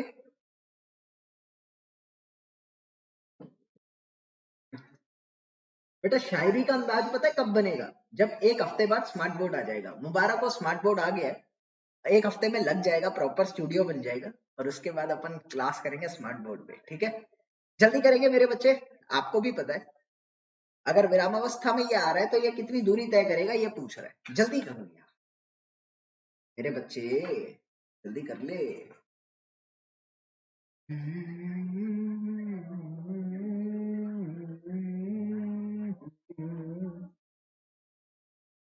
चलो, आपको पता है विराम अवस्था में आने के लिए इसका वेग कितना होगा, शून्य। पहले इसका वेग निकालते हैं। आपको पता है dx बाई dt कर देता हूँ। मैंने कहा 40 प्लस में 12, 40, एक मिनट क्वेश्चन में क्या दे रखा था, 40 t नहीं था, ये गलत हो गया थोड़ा, 40 t नहीं था, खाली 40 था, 40 t नहीं था, 40 था, तो ये तो कट जाएगा। 12 माइनस में 2t स्क्वायर, यानी t की वैल्यू 2 सेकंड आ रही है। आपका ऑब्जेक्ट 2 सेकंड में विरामावस्था में जाके रुक जाएगा। 10वीं क्लास का क्वेश्चन है भाई ये, मेरे मुताबिक ये नीट का नहीं है, ये 10वीं क्लास का हो गया। अब 2 सेकंड में कितनी दूरी तय करेगा, आपने कहा OX is equal to 40 plus 12 into 2 minus 2 तक का क्यों, 40 प्लस 24 यानी 64 माइनस में 8, खत्म, 56 मीटर उत्तर आ रहा है। बच्चे हैं, सबको आता है, कर लोगे। जल्दी से पसंद आया तो थैंक यू लिखो कमेंट पे, बस जल्दी से मेरे बच्चे। पसंद आया तो थैंक यू लिखो कमेंट में। आज का सेशन यही समाप्त करता हूँ, कल नई चीज को लेकर आऊंगा प्रीवियस ईयर क्वेश्चंस के साथ। अभी मेरे को विदा करेंगे। जल्दी थैंक यू लिखो। रात को 9 बजे जरूर आना है आप लोगों को, क्योंकि रात को 9 बजे एचसी वर्मा का पुली कंसेप्ट होगा। ये जरूर जरूर जरूर जरूर आके देख लेना, क्योंकि सबके लिए बहुत जरूरी है। रात को 9 बजे एचसी वर्मा का पुली कंसेप्ट स्पेशल क्लास में पढ़ने को मिलेगा। ठीक है, इसके नोट्स मैं कहां पर देता हूं मेरे बच्चों को? इसके नोट्स अभी लेक्चर खत्म होते ही के नोट्स आपको हमारे टेलीग्राम पे मिल जाएंगे। ये टेलीग्राम है अनअकैडमी नीट विजय, इसको ज्वाइन कर लेना बेटा।